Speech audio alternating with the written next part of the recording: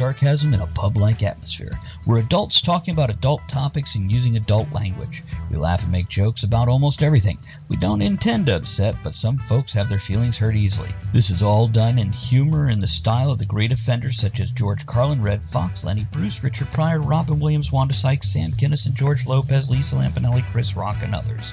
So grab your vice of choice, sit back, relax, and get ready to enjoy yourself in the company of great people, hot toddies, and guests alike, because here we come. Put that long day behind you. Good times lie ahead.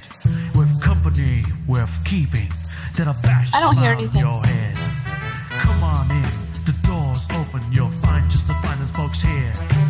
Pull up a chair, grab a drink, and lend our stories your ear. Cause we're the talk the tavern. Here you're always welcome.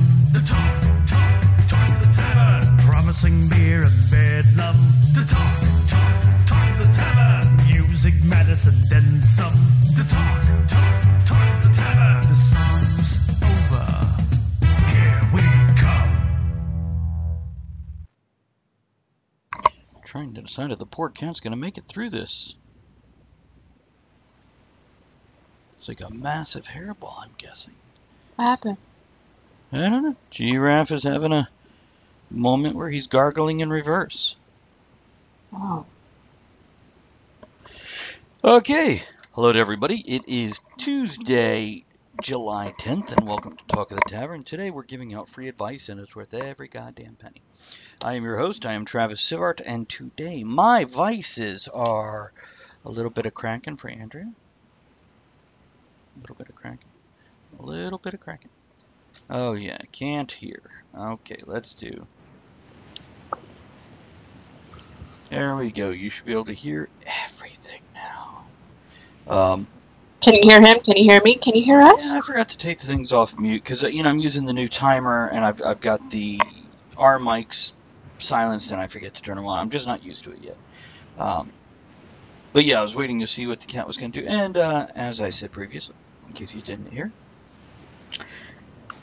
welcome to July 10th, Talk at the Tavern. I'm Travis. I'm your host. My vices today are a little bit of Coke Zero with lime, because lime makes it better. Okay. And I got some Jameson's whiskey. And I think today I am going to be smoking Autumn Evening. It's kind of a, you know what? What's in the bag? This is what I'm smoking. Whatever's in this bag, which is... Who knows? Old Joe. God, Poor Joe. Please don't be the word toe. Old Joe. Hold on, let's see here. Poor Joe. What do you think I'm going to feel like if I'm smoking old Joe Krantz? I don't know. Old Joe pants? Is it his pants? Ew. Don't smoke Old Joe's pants. Poor Joe. Really old anybody. Jonathan, it is good to see you, man. And while you type out something in return greeting, I'm going to pass everything over to Andrea. Well, I have tea in my flash glass, water, Hours. and bacon. Lots of bacon. See, how many other shows can you watch and they're like, I just have a plate of bacon? No, they've got Ho-Hos or Twinkies or potato chips. You know, maybe some combos or they're going crazy, but she's just like, bacon. I've got... Oh. Hmm? Well, and Pocky, because Pocky's awesome. Just bacon. Bacon! Can you hear us? Can you hear the bacon? Is the bacon speaking to you, Jonathan? I should silence my phone. That way, we don't get disturbed. I mean, any more than being around us disturbs people anyway. You know, like you do. Yeah, absolutely. Okay. So I figured today, since we're offering free advice, which is worth every penny. Which is equivalent to a bit. So it's worth every bit. Yeah, that's right. I figure if we're low on topics, I have this book right here, which is free online. Let me get it, the link just below the screen. And don't forget, everybody, to go click share down Mm-hmm. below. And that's share with the SH, not with the CH. Not the singer. No. Oh my goodness, we can't run out of stuff because if you start reading, I'm going to go to sleep. Well, it's like one paragraph, and then we talk about it. Have you met me? Like in a dark alley? I'm asleep before the beginning credits of a movie's done. It's always awkward during sexy time, but not really. What? I always get consent before she falls asleep, just to be clear. Social justice warriors, yay! You know, I'm thinking about doing a whole show on that later this week. And hello to everybody new joining us. We are an adult show with inappropriate humor. And hopefully you can hear us. Yeah, we're nice enough people, but we do have inappropriate humor. So if you have not watched us before, give us a chance. We're very laid back and everything. But, yeah. Hopefully they heard the disclaimer in the intro. Well, they might have just heard the music and not paid any attention. So I'm just seeing a few names here, and I just want to make sure everybody kind of has a clue what's going to come at them here. Because we'd love for you to hang out. Yeah. Unless if you're just like, oh no, you made fun of social justice warriors.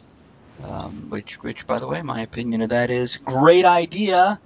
Just, a year after they come into being, they become the bullies. And I equivalent this to either side, not just that side. Because I love the concept of what they want to do. I just think their execution failed when they decided anybody who disagreed is automatically a little off track. Yeah. Yeah. Instead of and this is all part of the free advice.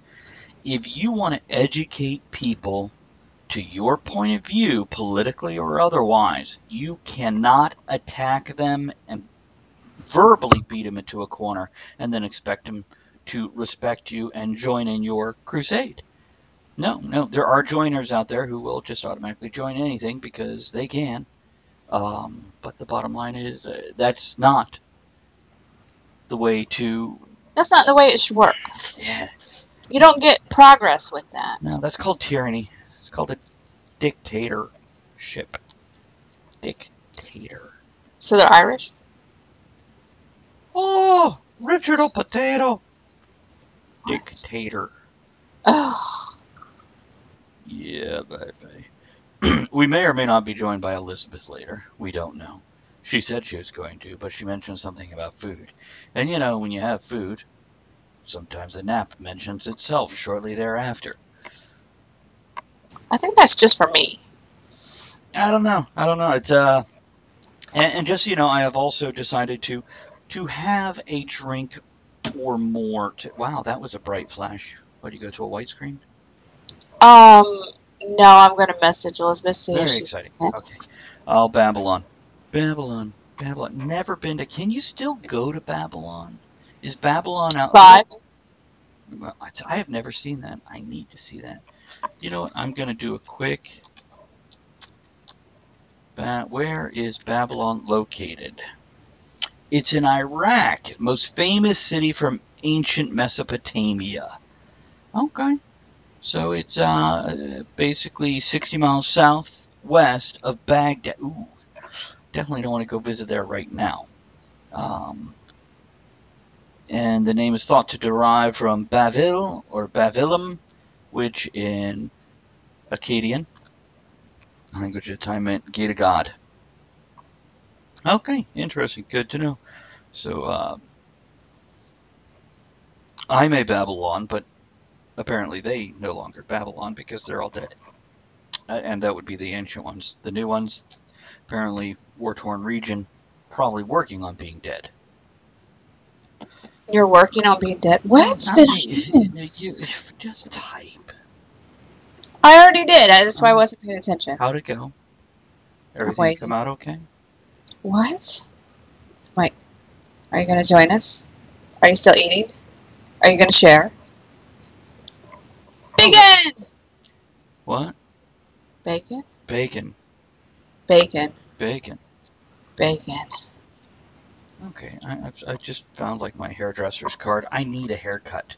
So I'm like, I guess I should know where my hairdresser's cards are. And I have all these other cards right here. He has a hairdresser. Well, sort of. I have a hairdresser. I have a woman I went to once and took a card when I left. I don't think I need a bunch of these. These are one for when I was working for the newspaper. Hey, there's another one. See, this one is for, what location is this one for? I should get a haircut. Usually I just do it myself. Yeah. Hey, here's the Northern Neck Beekeepers Club. You said meat keepers? Beekeeper. Oh, I thought you said meat keepers. You have issues. I have bacon. Bacon can be an issue. Hmm. So, Jonathan, good to see you if you're still here. If you're not still here, I take it back then if you're not here. So there we go. I should wear my badge. Your Talk of the Tavern badge. Yeah, and it's got this magnetic thing. It's pretty cool. See, I need to just go through all these, just throw them all away.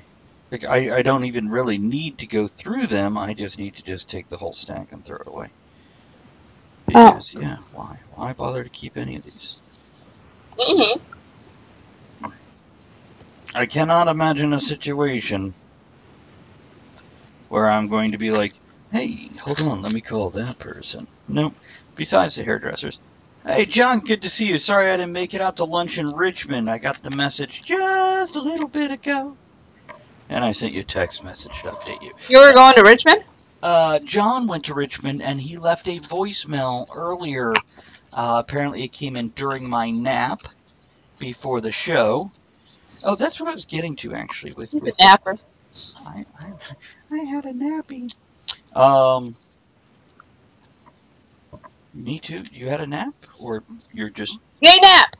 Whatever. I think maybe he's saying sorry that we didn't get together in Richmond. But I'm going to go with the nap thing. That's all right. The nap thing makes more sense to me.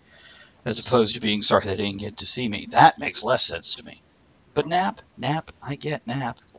Harry's napping behind me, see? Giraffe is napping here. I do see him.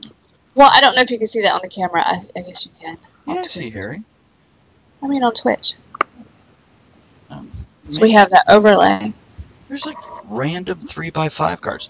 Okay, so as I was saying, I had a bit of a day, so I've decided I'm going to have a drink or two. And I figured this is a good time while I am commiserating my own problems to offer everybody else advice to help make me feel better about my issues. See, that's very smart, isn't it? Yes. Yeah. There's my advice. Yeah, you know, sometimes I've wondered about like therapists where they're like, oh, let us give you advice. And I'm like, what kind of crap is going on in your life? And because you have a document from an institution, are you really qualified to offer advice to my life? They paid for it. Well, people pay therapists to give them advice. They do. So, does it matter? I don't They're qualified because the people just, here's my money, tell me stuff. Well, I think money, and this is a myth, guys. You have to buy into this myth. And by that, I mean you have to pay people money to believe this shit. Just because you pay somebody something doesn't mean it has any more value.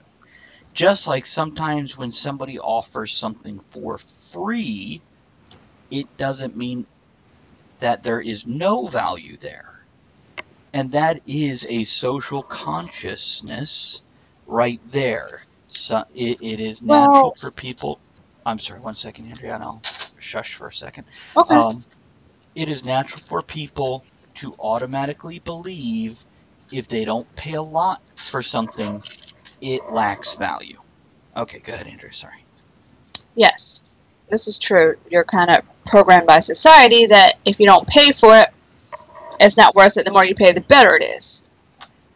And this is why people get crap a lot of times, because it's like, okay, I'm going to charge you extra, so you think you're getting something good. Mm-hmm. People buy into it. And by the way... So, with that being said, we will send everyone a bill for today's show. Because it's going to be extra awesome. No, it says free advice right there. We would not want any kind of legal action. This is free advice, guys. We're fucking smart people. And more importantly than, yeah, we've gone through shit, but more importantly, we've learned from other people's mistakes also. I'm not saying a lot because we are human, but sometimes we've done it. Sometimes I pay attention. I have a business card here for Smokey, who apparently is a dog. The dog has a business card? Therapy dog and happiness ambassador. Oh, yes, I remember that. When we went to the little fair thing, the county fair thing, and they had dogs, and the dog travels, I believe the dog has a website. Yeah. Let's see if Here, hold on a second, Andrea. I'll put it down where your camera can see it. It's glare. That's okay. Yeah, I think we saw them at a thing and they're famous, or I don't know. I do want to keep that one. Mm-hmm. Is that it's kind of like the therapy dinosaur. I like the dinosaur. It is. And hello to everybody who's joining us for giving free advice today. We are just right now discussing the concept that things that cost lots of money is not necessarily worth more than some things that you can get for free. And I specifically want to say these are not always material things. And I'm going to use John, who may or may not be able to hear us right now. John, when I met John, John offered friendship, and John offered help, and John offered this, and John offered that. He has given us coins for giveaways, which we haven't forgot about John. We've just set them aside so we kind of get a new set of people instead of giving them all out to the same people. But he's given us quite a bit in anything if just for friendship and kindness. And I have seen a lot of people, when they're given things like this, toss it to the side. I have seen relationships, and not necessarily romantic, but relationships where the person who tries harder gets brushed to the side and is treated lesser because they're running away. Again, what they're offering is free. The other person doesn't have to pay for it one way or the other in time, in effort, in cash, or any of that. And because of that, they don't put a value on it because they didn't have to earn it. I guess that's what it is, really, the bottom line. Would you agree, Andrea? If you don't earn it, you don't feel it has much value. I believe a lot of people feel that way, so yeah. It's, and I'd like to think the things I get, even if I don't work for them at all, if they're given to me out of kindness or I find them or whatever the case is, I put an intrinsic value on those items that is reasonable. So, for example, some of the equipment just behind me here for the show. Now, I worked hard. I did a Kickstarter. That might not sound like work, but trust me, it's work. And I was able to raise enough money to get certain equipment to help this show continue. And because of that equipment and the great people who supported us, we now broadcast 4 times a week instead of once a week. And the broadcast is cleaner and stronger, etc. But behind me is some equipment that Jamin passed down to me. Now, this is stuff that he's used that he doesn't need anymore, etc., etc. But to me, it has a value. I didn't have to work for it or anything like that, but I know it has a value, and so does Jamin's relationship with me. Our friendship has a value. And I think a lot of people, when they're handed stuff, they no longer think about that other person who did that for them. She's putting her camera together. Okay. And I think that is most sad when I see it in personal relationships, because I have had friends who come to me and go, Travis, why does my other half only pay attention to me when I get so mad that I scream at them? Oh, yeah, you're back. Hi. Welcome back, Jonathan. We had a whole long conversation with you. It was very good. Good answers. But my Yes. I don't know. I've lost track. Did you see a cat? No, I saw Jonathan. See what you did. Were you listening to every word that I said? Jonathan or me? You.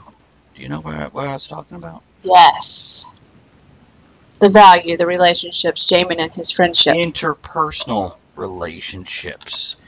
People whose other half basically treat them like crap till they get so mad that they go off.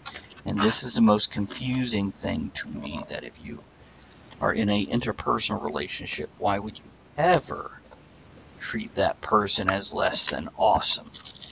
Bit of a dick move, A. B, you should, probably not, but you should be at great risk of losing that relationship, which only makes sense to me if...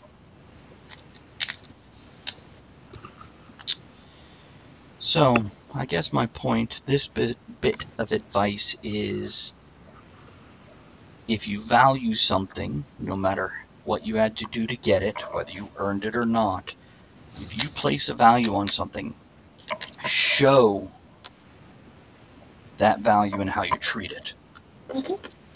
And that could be a physical object such as, oh, my parents bought me a car. Take care of it, so you don't have to go buy another one all by yourself. Or it could be something intangible like a friendship that you can't put a dollar value on. You can't touch it. Well, you can touch a friend, you just can't touch a friendship. They have a ship. Oh my goodness. On the good friendship, what ain't what? No. I don't know what that was. That was a now. On the good ship. Oh, Jonathan, you didn't miss questions. Uh-huh. Well, maybe you did. I'm cutting up a credit card. Like you do. Because I got a new one in the mail. It still has the old picture on it, though. Which, the old picture, I can show this here real quick. Oh, yeah. Yeah, you can't see that at all. It's very dark. Okay, the old picture is me dressed as a 1930s Joker and Andrew dressed as a flapper Harlequin. Like we do. Like we do. Indeedly. Diddly do. Well.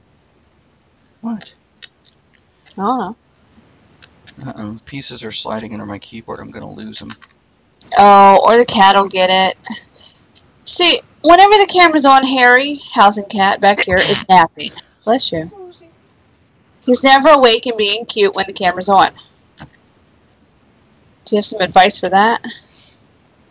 I do. It's you constantly keep a camera around the cat so it assimilates it into its environment, and it will no longer even bother to realize they're there. They'll do what they do. I would point out that perhaps, considering how often you have that camera on that cat, when you are up and moving around, the cat is imitating your actions. But when you settle down into your chair, that cat is like, oh, it's time to settle down and take a rest while she does. But he doesn't do that at night when I'm trying to sleep. Maybe I should just put a camera on him at night. Maybe. You know, the 3 a.m. crazy climb the wall stuff. Well, that's because he's been laying down being calm for so long. He's like, oh my God, there's a buildup.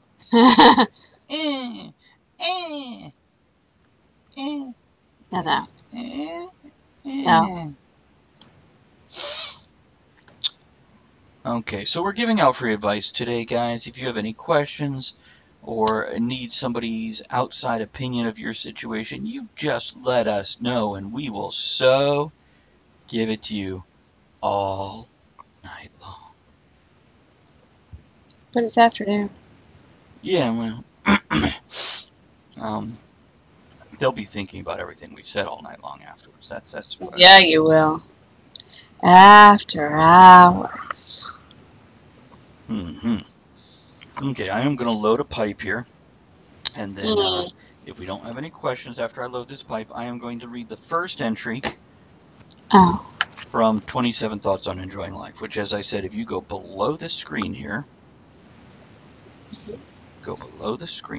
you're going to see some books for sale. Well, And towards the bottom of that list, you got to scroll down a little. You'll see this. It is free on Amazon, as well as Etheric Elements. If you want 2 books for free, go get it. Go get them. Go on. well, What? I put a shout out for my channel. Everybody, if you could, go follow me. And we'll be on there later tonight. Mostly my channel is tabletop role-playing games. Mm-hmm. And tonight is Star Wars. Tonight is Star Wars. Yeah, it's now we'll be doing one of 2 things in Star Wars tonight. Either A, hanging out talking about it and making up Kennedy's character once he gets in, or B, if Aiden is available to play online, we could actually play tonight. So we could check on that.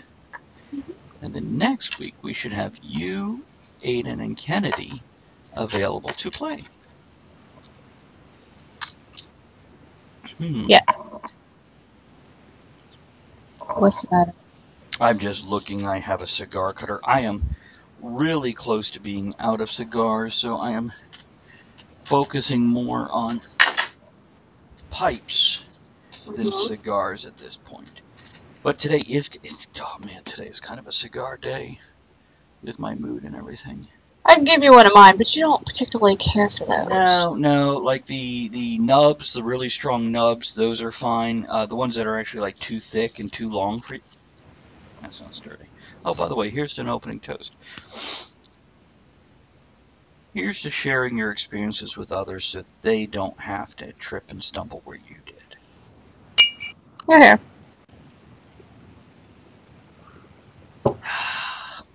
It makes me want to check my humidor, because I'll start with pipe. Zassel's on the floor between me and the humidor anyway, and I don't want to have to roll on over top of her. For anybody new here, we have 8 cats, and 3 of them are in here right now, and then there's one behind her with his head turned up as he sleeps upside down. Okay, so I'm going to smoke my GBD, which is actually the first pipe I ever got when I was 22 years old in Wilmington, North Carolina. I worked at a pet store. Started bottom of the heap, really just cleaning cages. And I worked my way up to assistant manager. I was offered a manager position and to run my own store in a brand new location, and I decided not to, and then I left the state. But yeah, Nick Cage used to walk through the pet store I worked at to get to this cigar and pipe store behind it, and so did, I can't even remember his name now. He played Commissioner Gordon in the Michael Keaton Batman movies. He was in The Quick and the Dead. A lot of westerns in the day. I used to sell him cat food. Got a picture signed by him. He brought it in one day. It was very awesome. And Nice. now I can't even remember his name. Really? I'm a bad person who met somebody famous. I suck at stalking. Oh, there's Toes. What? Where? Just behind you. There was all stretched out toes. I like when they do that. Mm-hmm. Sorry, I got a message. I was reading a message. Yeah. Should I ask about this message? You can after. Okay. Did it relate to today's show and anybody coming on? Oh, no, it wasn't Elizabeth. Okay, just checking. It's okay. Okay, nope. Elizabeth needs to hurry up. No. She take time, all the time she wants. Because now, I have this right here. Okay, you ready, Andrea? Gird your loins, woman. I'm sleeping. Okay, hold on. Okay, here we go.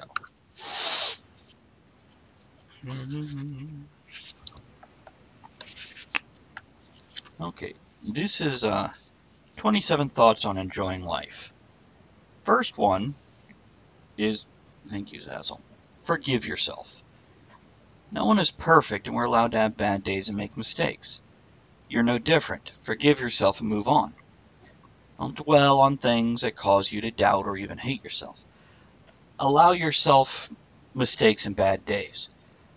You're not wrong or weak for feeling the way you feel, and many more people than you realize deal with the same issues. It's okay to not always be at your best, and you have to let yourself experience the full spectrum of life, feelings, emotions, triumphs, and failures.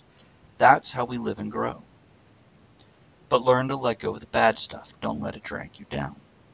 Kennedy, we were just talking about you and Star Wars. Now, Kennedy, just so you know, before we bring you on air for Star Wars, we do need to set up a test time. I need to do a tech check on you. Normally, and I was mm-hmm. I was gonna say, if you want to do that between the time from this show and the next show, then you can pop in. Yes, that's what I was going to get to there. Yeah, Gotcha. exactly. Perfect. Kennedy, as I was saying, normally before each broadcast, the hour before that is spent doing a tech and sound check, as well as possibly touching cats, and then hanging out, getting to know each other. In gaming terms, this allows you to get all the extraneous bullshit out of the way before you start to game. So when you game instead of hang out, visit, etc. Now, I know you have a thing going on tonight, and even if you do pop in, it would be later in the evening. But if we could find some time, and I think I sent you what the show requires for you to be on, such as getting Skype and headsets, etc. I don't think I've had a contact request from you yet, and that's necessary. It's only 3 paragraphs. Come on, buddy, just read it and follow it. You can do it. I know you get to the bullet list because you got the camera. We know you can read. You talk about the books all the time. You know what? He just might look at the pictures too. Don't just go putting that stuff on him. You don't know. Why did the cat run away? He ate the food and ran away. Was there like a laxative? No, he's down here. He took the tree and then left. He's a boogerhead. He wants to steal my pens and my pencils. So, Andrew, what do you think about the concept of forgive yourself and don't let the bad stuff drag you down? Easier said than done, but good advice. Is it? I mean, easier said than done. So, how hard is that to do? It takes practice. Well, I guess it depends on the people and the age and things like that. What does it say? It says, and I'm going to, because of how he spelled it, I'm going to read it like this. I'm a techie, and your instructions were excellent. I assume he typed it with sarcasm, but if he didn't, it reads with sarcasm. So I say it's okay. He can read, he just can't spell. No, if he's typing on a phone, I'm harassing him. Okay, so you were saying we'll do that anyway. So you feel it's hard to forgive yourself and let yourself move on beyond certain things. Sometimes, and I mean in general with people. Yes, I've seen that with a lot of people. Yes. Kennedy, I know you didn't put sarcasm in it. I did. He did the sarcasm, so just... Because it worked. Just ignore the guy behind the camera. It's okay.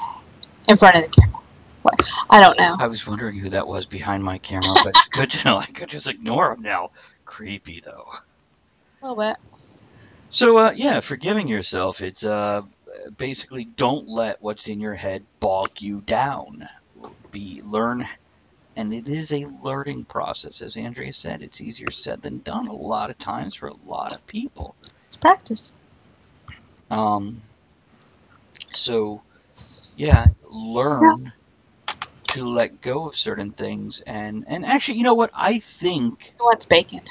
For the most part, people, when they're young, very young, know how to let go of things. Another kid picks on them.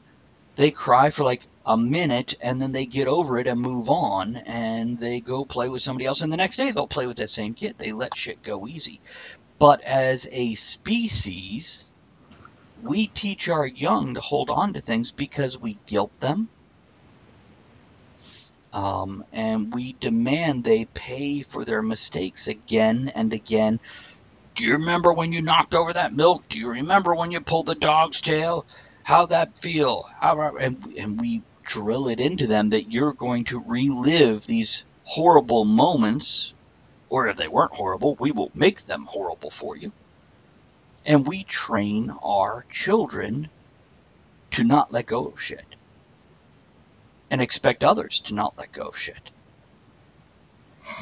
And frankly, that's lame. Personal responsibility is one thing, but to just live in a bad headspace.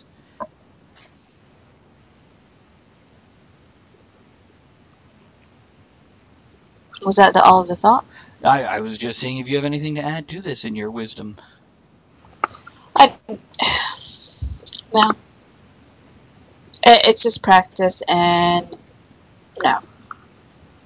Because I have issues with it. Have you found ways to make it better or easier? No. Still struggle with it every day? Yep. That's why it's a practice thing. Mm-hmm. So. But what if you're trying certain things and it's not working? What do you do then? I don't know. Try something else. You mean me personally, or in general? Either way. Just try something else. I'm not sure. I say you go buy the movie Frozen and find that one song and put it on a loop. You know, as much as people make fun of that song, it's good. It's a very good point of let it go. Release these things that you're holding on to that create problems in your own head. And yes, it is easier said than done. But here's the bottom line. Anybody can help you, but nobody can do it for you. Mm-mm. You have to want it. Yeah. That's why they say can't help you unless you help yourself. True story. Which, by the way, I wore my Green Lantern shirt specifically because I felt like giving free advice has to do with willpower and creativity, which are a couple of things that kind of encompass the Green Lantern core and what they do. I have Flash because I want everything fast. I do have my Coke is one of my gaming nerdy glasses. Hold on. Mine tend to intelligence. Well, I almost had the Green Lantern glass, but this one was in front. I love drinking things when they're just the right temperature that you could drink them easily, but it's still cool. You know, not too hot, not too cold. Just so, to all of our viewers, any advice about this? Any thoughts, questions, comments? If you had a friend in need, what would you tell them when they can't let an issue go? All I hear is the Golden Girls song. Sing it? I'm not singing that. Give me the words so I'll sing it. I just don't remember the words. I remember the rhythm. Oh, something about being your friend. Hold on. Being your friend. There we go. I got it. No. Nailed it. You did not. So, yeah, for all our viewers, what do you guys think? How do you get past things stuck in your head? How do you forgive yourself for things that have gone on, whether they're your fault or not? And that's another thing. A lot of people hold on to things that's not even their fault. But they decide they want to keep it around, so they do. Yeah. Thank you for being my friend. See, Jonathan. Yeah, I'm trying to load the lyrics. Thank you for being my friend. Hold on. I'm not gonna get more than one line anyway. You don't have to go. That's all I needed. Thank you for being my friend. Oh crap! I did not mean to do that. That's awesome. Thank you for being a friend. Travel down the road and back again. Your heart is true. You're a pal and a confidant. And if you threw a party, invited everyone you knew, you'd see the biggest gift would be from me, and the card attached would say, "Thank you for being my friend." I want a gift. And by the way, Kennedy says it's tough. sometimes I do something productive. Kennedy, that is a great way to do things. And that's very true. When you're down on yourself, doing something productive, whether it's something as simple as taking a shower and getting dressed, or something as complex as creating a piece of art, whether that's writing, sculpting, painting, coding a video game, whatever, that makes you feel a value and a worth. So, and it doesn't have to be anything big. Like I said, sometimes even just taking a shower and getting dressed makes a difference. Other days, sitting around in your pajamas watching Netflix all day, that's sweet too. Don't eat my bacon. Cat's trying to eat my plate of bacon. Is that a euphemism? No, it's a plate of bacon. Don't eat my bacon. Plate of bacon. It's my favorite. Considering what we pay for a package of uncooked bacon, why can't we walk into a place and order, like you order bacon, you get 2 strips of bacon, and it's like $5 for 2 damn strips of bacon. $3. $3 is $3. But why can't we just walk in and go, I want a plate of bacon, and you get like a dozen strips of bacon for $5? No, I've done that, and it costs so much money. Of course, I also used to work at a place where, and they charge too much money for bacon because, you know, you're not just paying for the bacon, you're paying for the bacon, you're paying for someone to purchase the bacon and travel it back and cook it. I get that. So, this is why you can't just get a plate of bacon for $5. No, I get it, but also if we look at eggs, when we're buying eggs, we know what they fucking cost. Why am I being charged $3 to $5 for 2 eggs? Toast? $2 for toast? Yeah.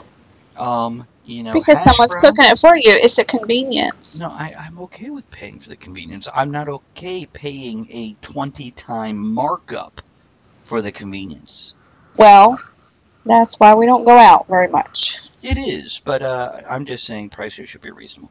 You know, when I finally open the tavern down the road, I will serve breakfast, and I will serve that breakfast like old people diners where you're like $5 and I got 2 pieces of bacon, 2 eggs, 2 things of toast, and a side of grits, oatmeal, or hash browns. Yeah, like where I used to work. Yeah. Yeah. Yeah. Oh, by the way, Kennedy says, if I'm doing something that requires my mind, it cuts the thinking of bad thoughts and I can get out of the loop. That's actually a great way to look at it. That's a good thing. Some people look at sitting in front of Netflix or the TV or a video game as a way to make them stop thinking. Yes, it is, but when you finish that activity, your brain is going to go right. You have not recharged your brain with something else. Being productive, creating something, even when you're finished, your brain now has something else to dwell on. It's less likely to go back to the self-destructive thoughts. Unless you watch Netflix and think, depending on what you watch, well, my life's not that bad, so...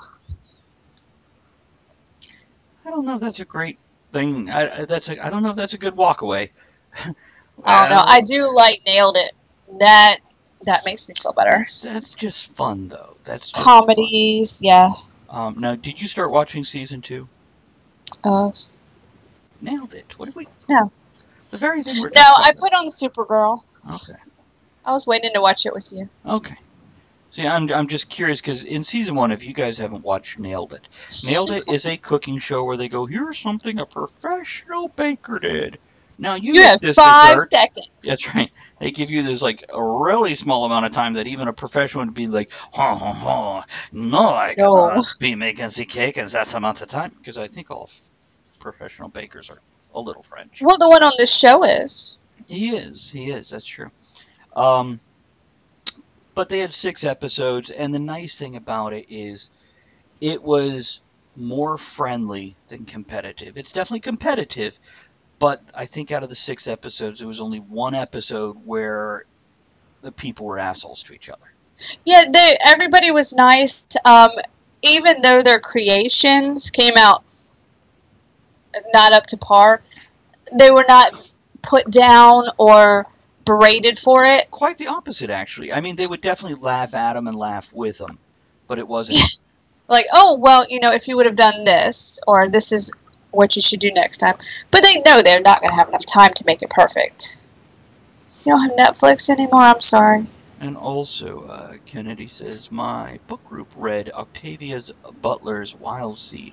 That sounds dirty. And I had to read something fun because it drained me. Yeah, I get that. Is it porn? It sounds like porn. But yeah, there are some books out there, or even movies, or whatever. Intensity. Like Schindler's List.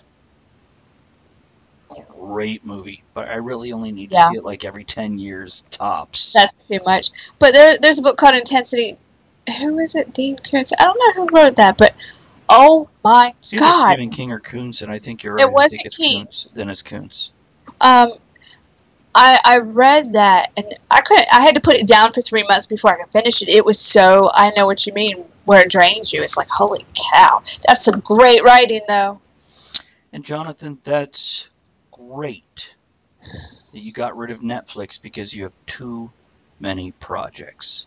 I tell you what, Andrea just the other day was talking about, oh, when I lived in this one place and it was in the middle of nowhere and I didn't have Netflix and I didn't have cable and I got so much done. I read so many books, I did this, I did that.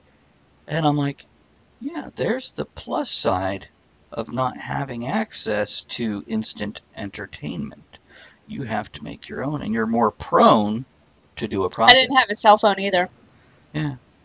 It was back in the day. It was a small cave, but nicely decorated. It really wasn't that long ago. And she just had to, like, lick squirrels and stick them to her for clothes. Not squirrels. That's weird. Cats. Kittens. Kitten t-shirt. Oh, I love that commercial. Yeah, guys, go to YouTube and look up kitten t-shirt commercial. Oh. Enjoy. Jonathan, I'm building a tabletop gaming table. Jonathan, I want to see pictures, man. Oh, yeah. You can't. It didn't happen if you didn't send pictures. Accent daughter asked if I wanted to watch Vietnam War movie on TV last night. I declined. Didn't need a war movie. Yeah, I love Saving Private Ryan. But it is a heavy movie. I don't think I've seen the whole thing. And Elizabeth just messaged me her computer. She's having, to quote, issues with computer installing software. I remember back in the day, I had a Powwow back in 1996-97. It was a instant message program before Yahoo Messenger, before AIM. You had ICQ and Powwow. And Powwow was real-time typing. You would watch the other person type something, and you could watch them back up to fix a mistake. And it was very cool. I don't know why this doesn't exist more now. But it also had a robot voice that could read things off. And whenever you abbreviated computer as P-U-T-E-R, it pronounced it pooter. So it's like, I have a problem with my pooter. And I'm like, excuse me. Harold Housencat he fell over. No, don't look at me like that. He's so cute. He's sleeping. I just realized I've been using instant message programs and text messaging in some format for since the cave. Over 20 years now. So yeah, since the cave. Ow! Nature bit me today. So you said. And let's go to the next entry here and get more to discuss. In about 5 minutes, we're going to take a break. Yep. Okay. Now, again, these are 27 Thoughts on Enjoying Life. The book is available just below this screen there. Number 2, know someone cares. Now, it's hard to see at times, but people do care. Sometimes it's the people around you. Other times it's a complete stranger. But people do care about you and what happens to you. Believe the people who tell you that they care. Allow yourself to be liked, cared for, worried about, or even loved. also believe that you deserve it and are worth caring about. I think both you and Jonathan have it, Kennedy, and basically with the free advice, if people aren't asking for advice, I'm just going to read passages from this book or this other one, 27. I really want to actually address ones in these, because this is how to, at the end of your life, not regret things, and I like that one a lot. But I figured I'd start with this because it's free and... You want your own copy? Go below and click the link and yeah, get a free ebook, guys. So Andrea, did you get the gist of what I just went over there? Yes. Know people care. Allow people to care and know that you're worth caring about. This is hard also. This is as hard as forgiving yourself, especially once you get past a certain point in your life where you have been, as life, it happens to all of us, you get betrayed purposely or unintentionally throughout life by people. They come, they go. Some use you intentionally, some use you without meaning to. Others just die, and we still feel betrayed, even though they just fucking died.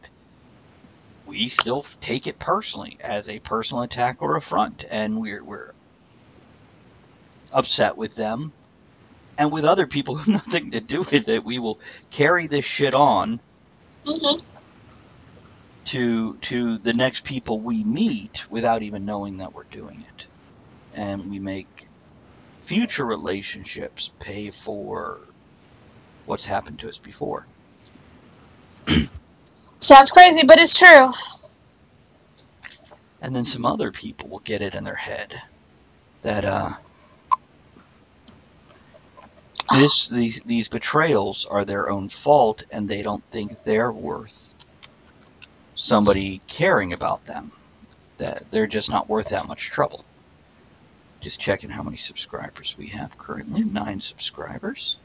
I'm hoping to hit 25, and I'll do something special then.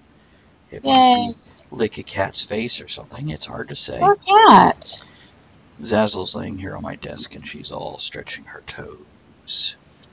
And it's very cool. I like when they do that. It's very cool.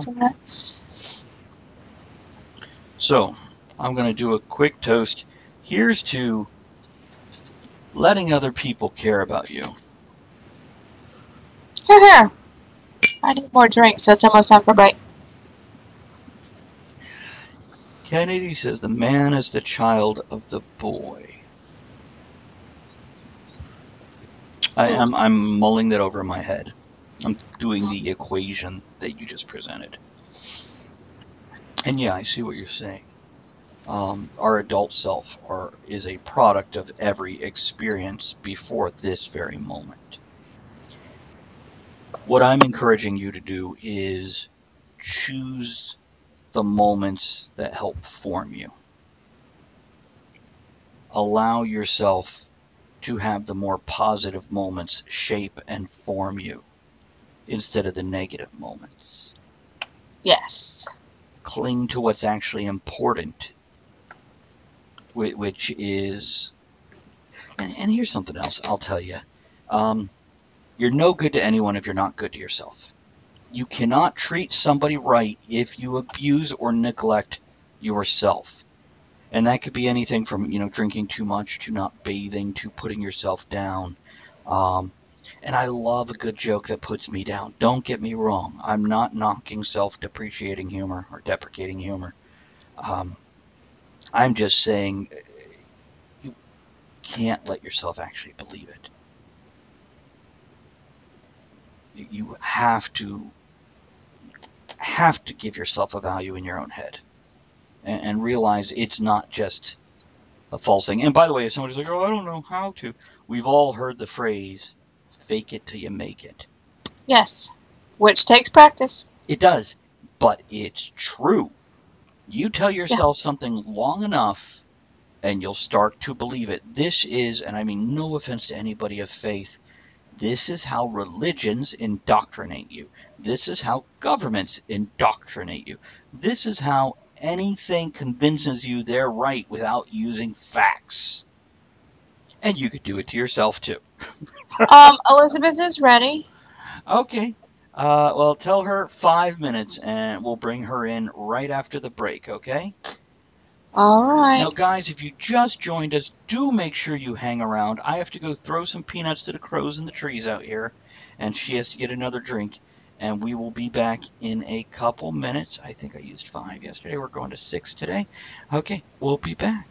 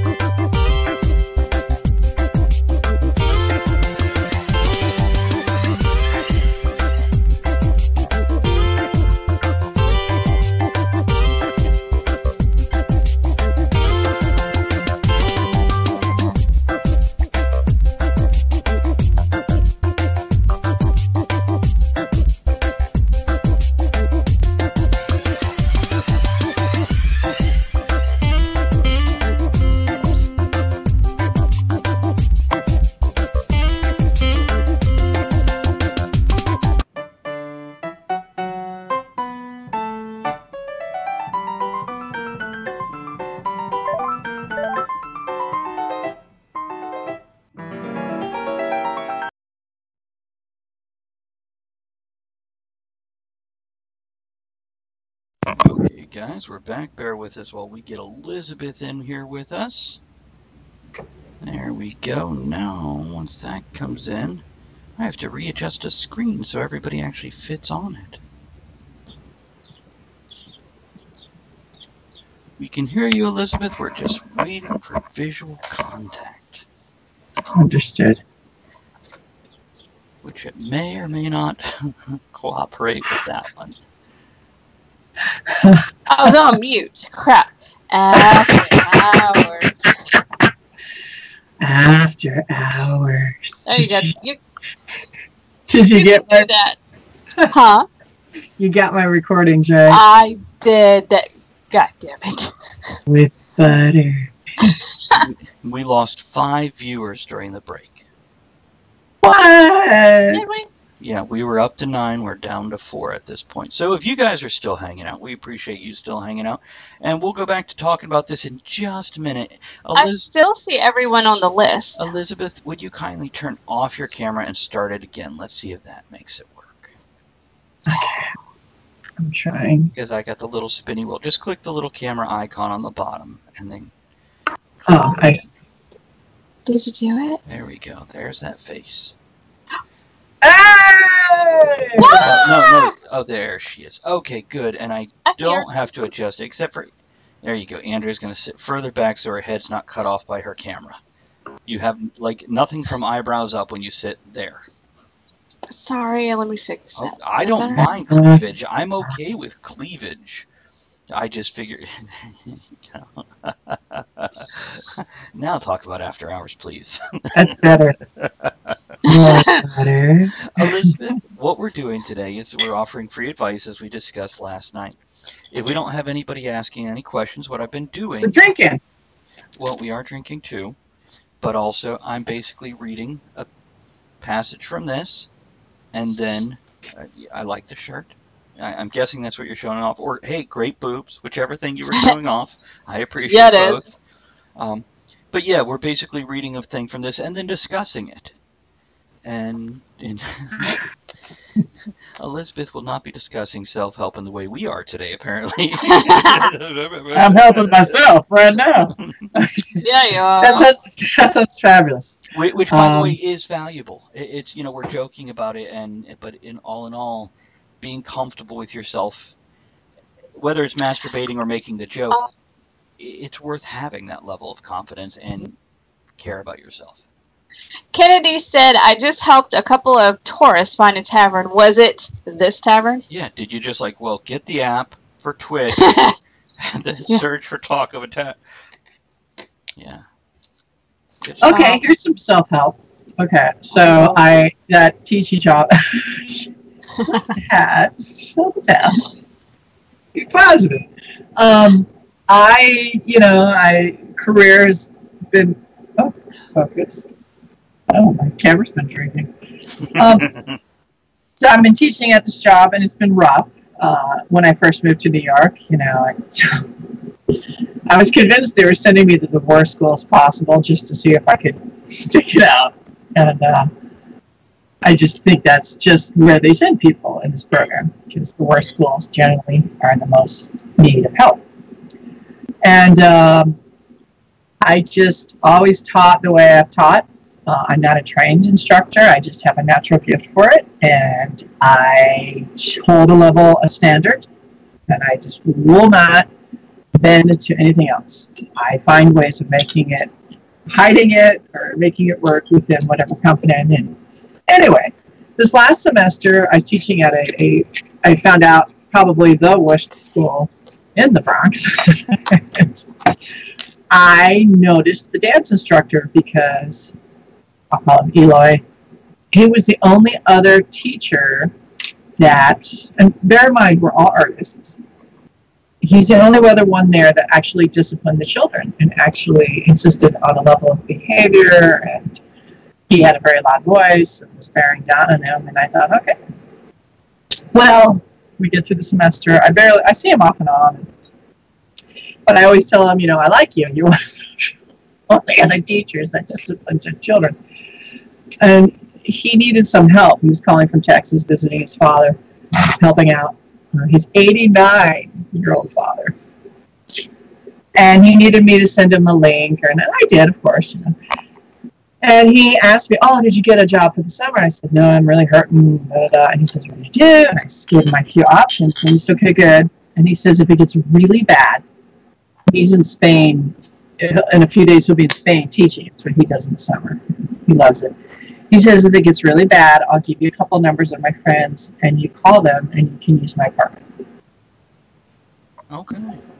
Nice. That's And I awesome. say, and he said, you're the only other teacher I like at that school, even though we hardly ever talk.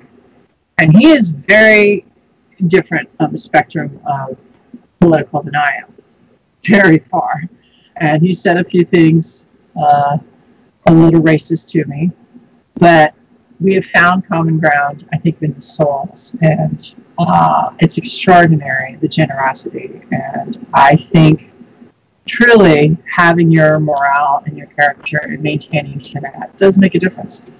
I really do. We discussed something along these lines in the very beginning of the show, and that is recognizing the value of something that's given to you as opposed to something that you went out and worked hard to earn.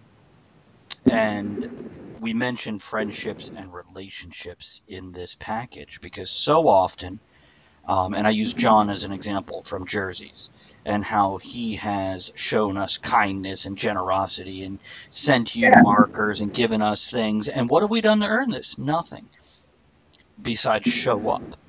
But he's done this, and appreciating the value of that friendship, it's the thing to do. And we also mentioned regular relationships where one person tries really hard and the other person in the relationship treats them like crap because they don't have to work at it. And don't do that. Appreciate what you have. Learn from other people's mistakes in the sense of your relationship. Appreciate. I think when we get older, or if I may, yes, please, to expound on that, I think when we get older, we do develop a appreciation, since it's the word we're using, for those, for lack of a better term, good people, or people who are benevolent in the universe, or who are perpetuating these qualities we admire or that we wish to see in others. And I think we tend to reach out to those people. And I think we're knowingly or unknowingly drawn that way. And I really like that. I ate a lot of crap in art school and the master's program for saying sir and ma'am and thank you. And I would not yield. And I stuck to it, and, you know, I think it pays off. Because of my level of politeness when I was younger. Now, I'm a gentleman. But when I was 15 to 25, I was, and this was the 15 to 25, so late 80s to mid 90s, in that range, the last half of the 80s, first half of the 90s, basically people thought I was gay because I was polite and considerate and spoke. Not all gay people are polite. Oh, I know some. People are people, no matter what, where. Yeah. Because they equated politeness and generosity and kindness to femininity.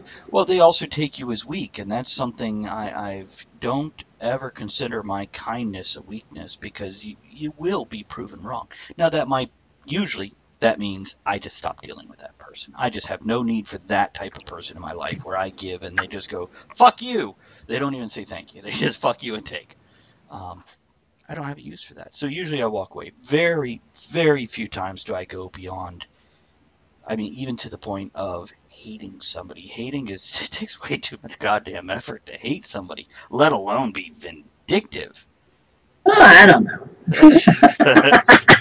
A lot of I got a lot of oomph still in me. I can. Kennedy says Travis wasn't gay, but $20 is $20. I had offers. Yeah. It's so funny. I think, because I've not often, but I've had people question my sexuality intrusively. And I think we try to do it subtly when we do it to you.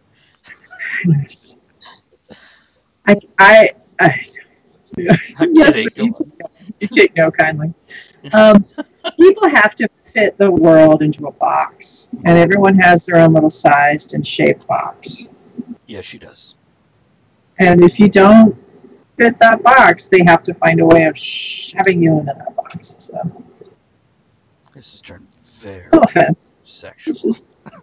Yeah, it has. Well, Anyway, but no, because you have to shove it in your box. yeah, but no, you're absolutely. Kennedy says nice box. But no, you're absolutely right, and it's making people conform to your concept of a box, whatever size that might be, whether it's larger or smaller than what they're comfortable with.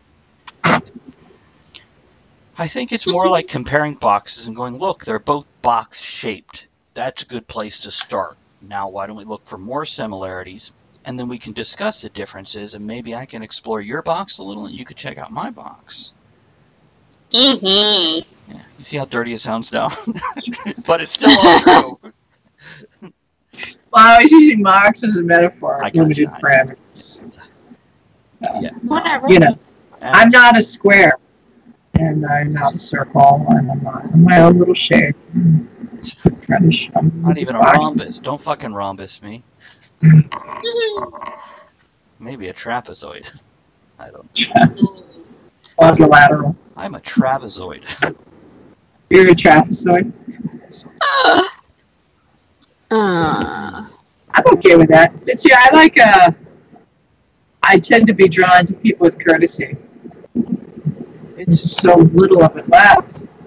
Well, also, once people get to know me, I do drop that courtesy, and I am a lot more verbose and open, whether it's about my personal things or whether it's just with inappropriate commentary. But it does take a certain, I mean, people say, oh, you know, at parties I would stay to the side and not interact much. And people are like, oh, Travis is shy, which, sure, we could use that word. But the bottom line is Travis isn't going to go just throw himself out there without first seeing what's going on out there. That's Assessing the situation. yeah. And oftentimes, I'm bored. There is that too. But, I'm just bored, and I don't want to hear about your boyfriend and the latest skirt you tried. I'm sorry, Andrea? Oh, I'm just very excited because I'm an affiliate. Almost officially now. I have one more piece to fill out. Everything else was accepted. Sorry. Hey, listen, I want you to keep in mind that the address is below to send me Kraken, or you could just get a Visa gift card and just write "must be used for booze." Andrea, do you have your bottle of Kraken right there? Because don't make me whip out my picture of Kraken. Jonathan, I want to encourage you to join us Thursday night, which is on Andrea's channel, where we'll be playing a superhero role-playing game. Elizabeth and Andrea are both in it. I'm running the game, and I don't want to drop any spoilers, but Kraken of some sort may be involved. Yeah, and I want to say, I blame you because since you let me try this on my birthday a long time ago, one of my favorite things now.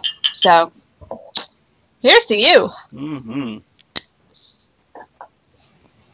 Life's a beach, the adventure.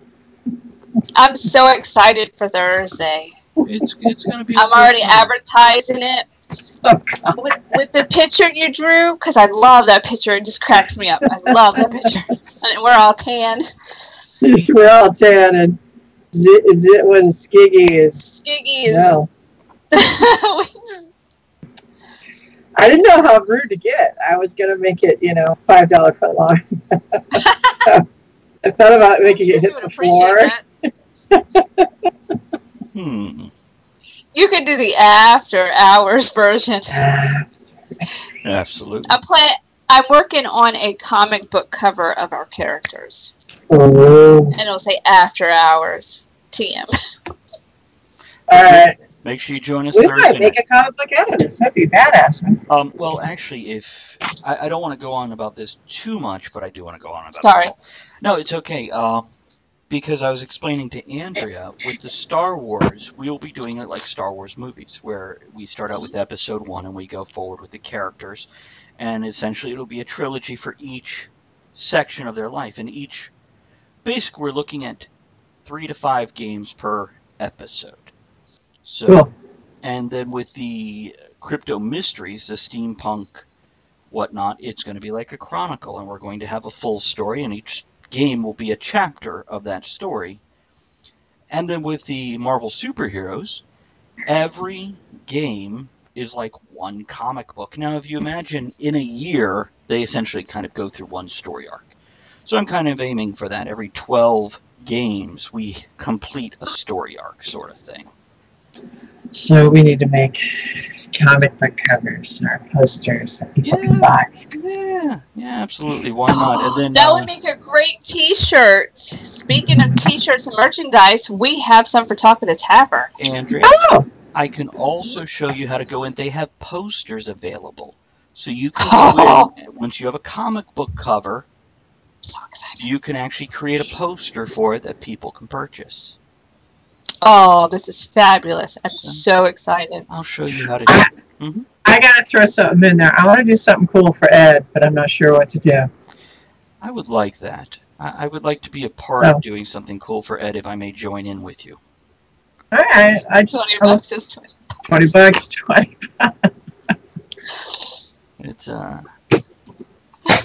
I mean, unless you're drawing a picture, then yeah, I can't. I don't know.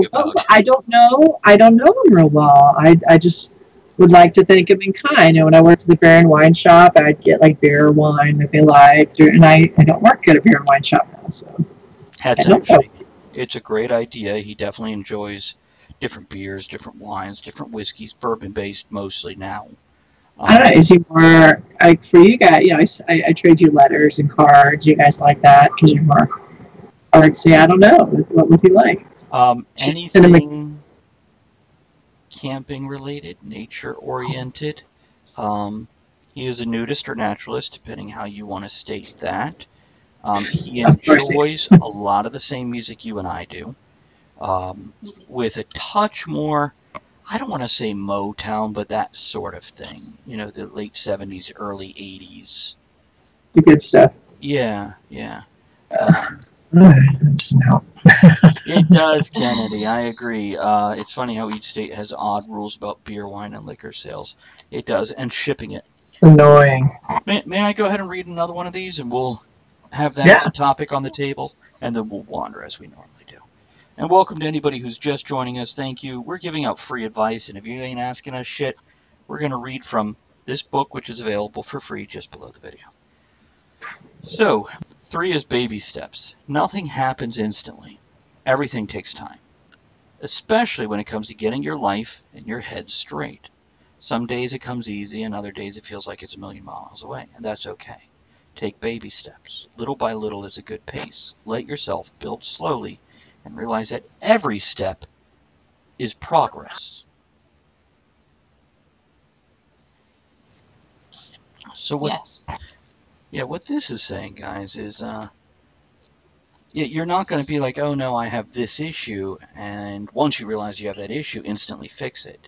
It will be a process. Whether that process means, okay, Jonathan, you say you need advice, type it out, let us know, or do you want to just throw random advice your way, which is probably better if you ask questions, because we... but yeah, it's even if just bringing it to recognition solves the problem, there will be a point in time where it slips your awareness and you fall right back into the same problem. So you have to bring it to the forefront again, like exercising. Oh, I'm not at the weight I want to be at. Well, then you have to eat differently and exercise. But once you start to do it, you have to keep doing it. And it's the same for any problem. Or some of it is not instant. Again, like losing weight. That's not instant. It takes time, and you have to allow Unless that. you have the money to go to a plastic surgeon, but it's just a quick fix. It doesn't take care of everything. It You still need to change things. That's treating the symptom. Nope. That's what I'm saying. So everything is a process. Quick fixes don't usually last. And those little steps, I think that's important. And we've approached this on other shows. Yes.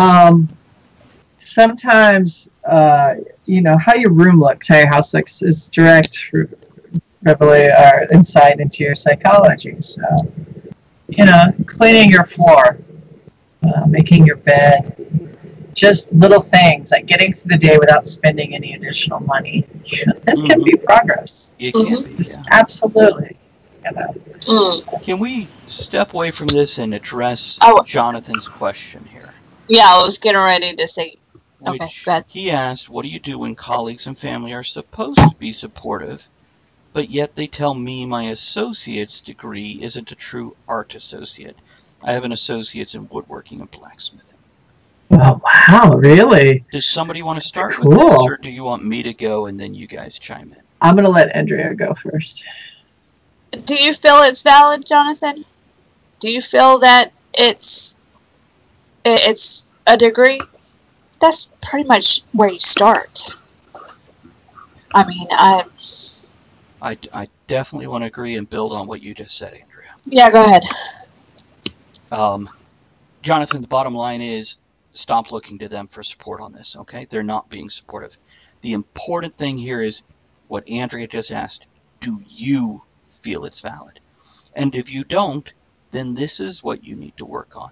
Realizing it is valid. You put time, energy, effort, and money into this degree.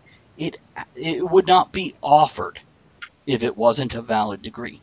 So the bottom line is stop worrying about what other people think. Realize your own worth first and foremost. And then when you move forward with that value that you have realized you have, other people will begin to respect that confidence, and they will then put value in it because they see you have, and they trust your opinion of yourself. Now, have you ever seen people like con men, which is short for confidence man? They have the confidence, and the people follow them. If you have confidence, most politicians, people will follow you. Yeah, well, I mean, you have the confidence in yourself and these things, and the people will too. It's contagious. Elizabeth. Yeah, I agree with everything both of you have said, and I'd like to extend that a bit more. Okay. Where do I start? Okay, validation. Only you can provide your self-validation, and it's generally through overcoming challenges. Now, at one point, associate's degree, valid is such a dangerous word. What does it get you? Well, can it get you a bank loan? I don't know. Can it get you a teaching job? No. However, maybe at a craft school it can. Can it get you a position and a job to make money? Yes. Yes, it can. Yeah. Now, what do you do with that degree? That is where you're going to attain validation. Now, I'm an artist, so I like woodworking, blacksmithing. That's incredible. Oh, how exciting. Oh, my God, I need to see your work. And But you see where I went to? I want to see your work. It's what you do with it. And, I have a few degrees. It truly is what you do on a daily basis. That is where you will gain your character, your strength of character, and your growth. And if you are into blacksmithing and woodworking, then you know this already. There are going to be times where you're going to be isolated, and you produce, and you produce, and you produce. That is where your validation comes from. And if I may, start surrounding yourself with people who do appreciate the value of your degree. By that, I mean what Elizabeth was exactly saying. I'm reinforcing what she has said. Yes. Go create. Because when you go create, you're going to be around other people who are creating also, or people are going to see your product and appreciate it. No matter how rough and beginner level it is, it will improve. So I don't think your family's role is to validate you. I think your family's role is to question you, to challenge you, to push your buttons. Yeah. They help invent. They're doing their job if they're doubting you. It's tough to hear, but it's true. My family doesn't like what I'm doing. I don't. Kennedy says my blacksmith class was canceled, and I am sad. Where are you at, Jonathan? Oh, Jonathan. Jonathan was in Ohio. He was out west for Utah, Jonathan? Colorado? I don't know, out west somewhere. But surround yourself. So nowhere near New Jersey? No. Surround yourself with other people who create in whatever form. Yes. Because even a writer will appreciate what you do more than somebody who's not creating at all. People that stir your fire. Right. People that challenge you, help, encourage you to create. The world is full of naysayers. People will stand in line to boo you. Okay, don't be around this.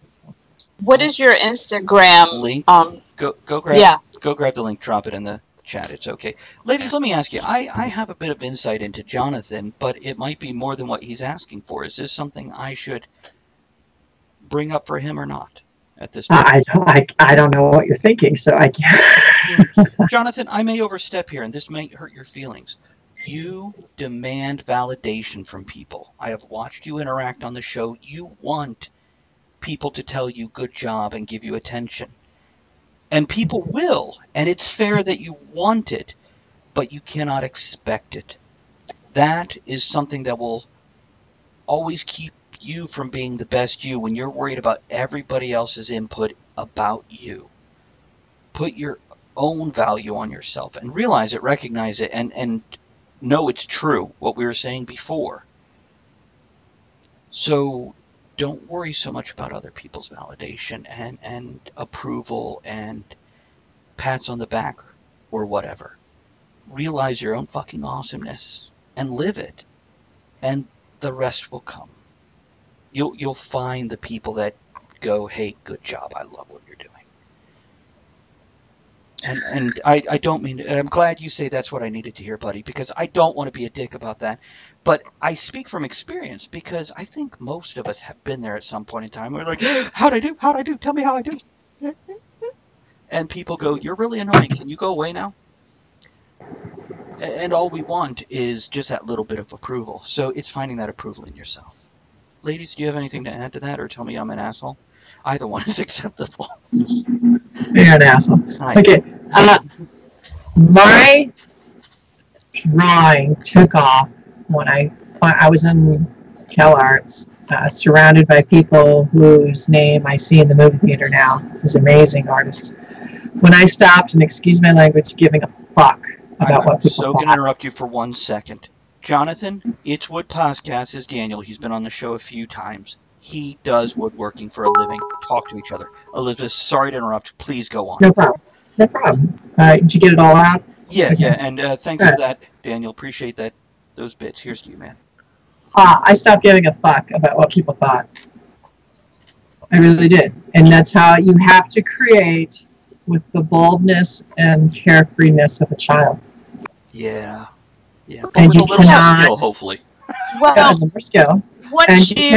If you're looking for validation, you're just going to live a life of misery because people are shitty to each other. You have to find the joy in yourself and your work. And I think a lot of times validation is fear. And the fear of what you're doing is keeping you tight. Just let it go. Get it out there and go. Because remember, the artist that creates is 1,000 times better than the one that criticizes. Because you did it. You got it done. Very true. And that's the first step to anything. Go ahead, Andrea. Sorry. Andrea. And I was going to say that's a good point, Elizabeth. Once you stop caring about other people's approval, that's when you can really go and do your work.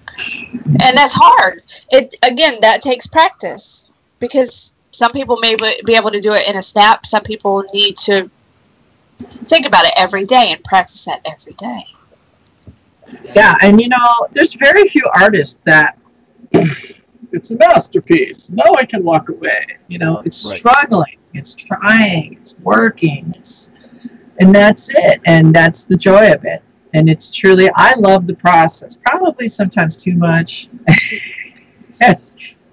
Elizabeth, Jonathan posted his Instagram, and by the way, his Instagram name is Heathen Pollock. Elizabeth is Polish also, Jonathan, so there you go.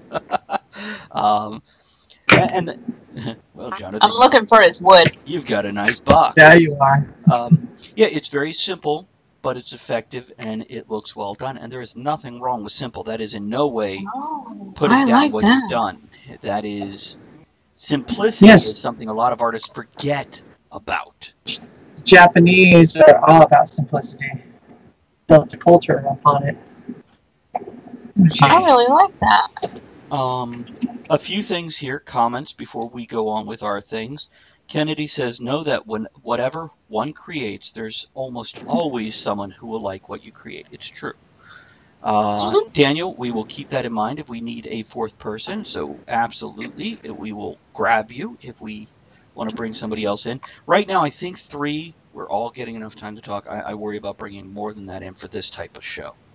But you also said validation stems from self-doubt. That's very wise right there. That's good words of wisdom right there.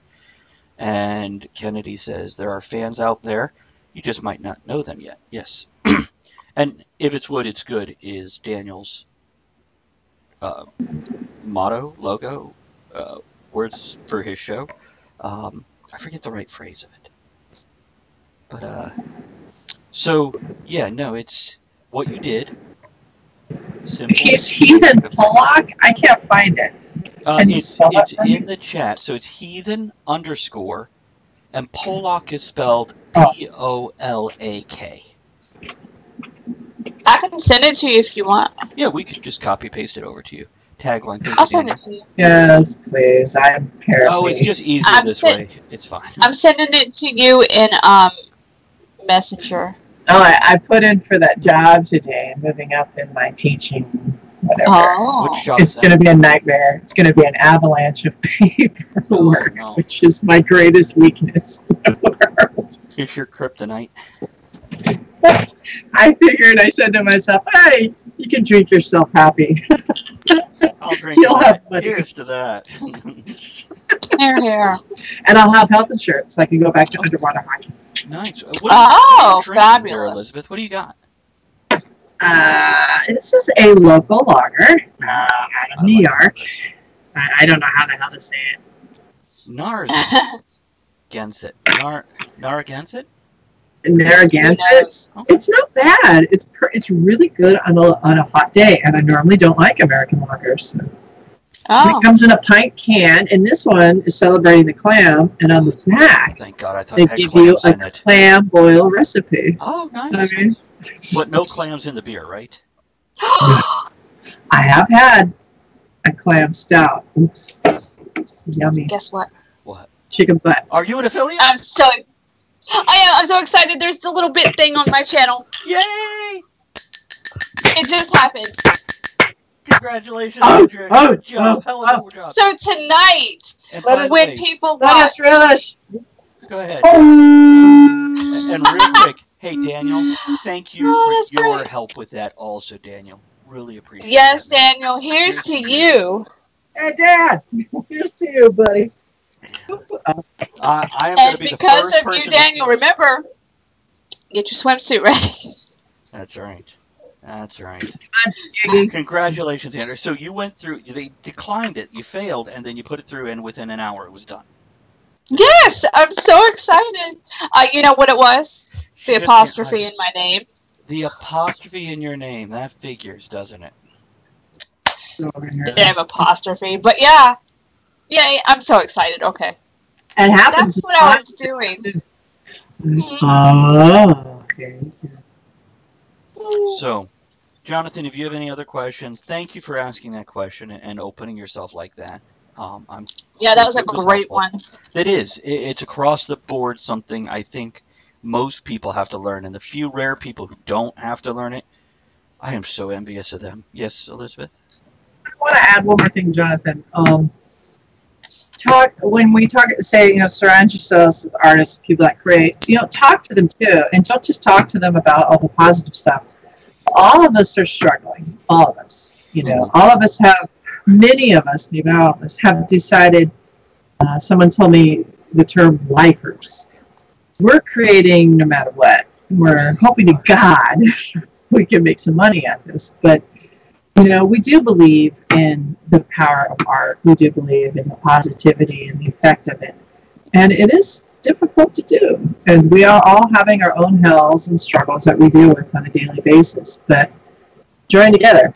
Yeah. And I went to the album release party Friday night, and I was, I think, the only one to show up from this company I work for, which is all teaching artists. This gentleman let out an invitation for everyone, and I was the only one that showed up.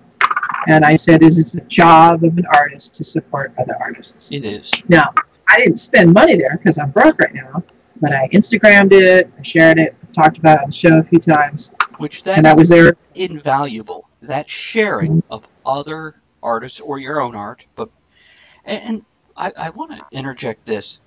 When you get together with other creative people, if you can do it, learn to listen and ask questions about their art.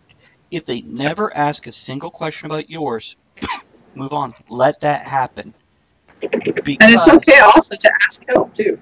Oh, yes, definitely, because people will love doing that.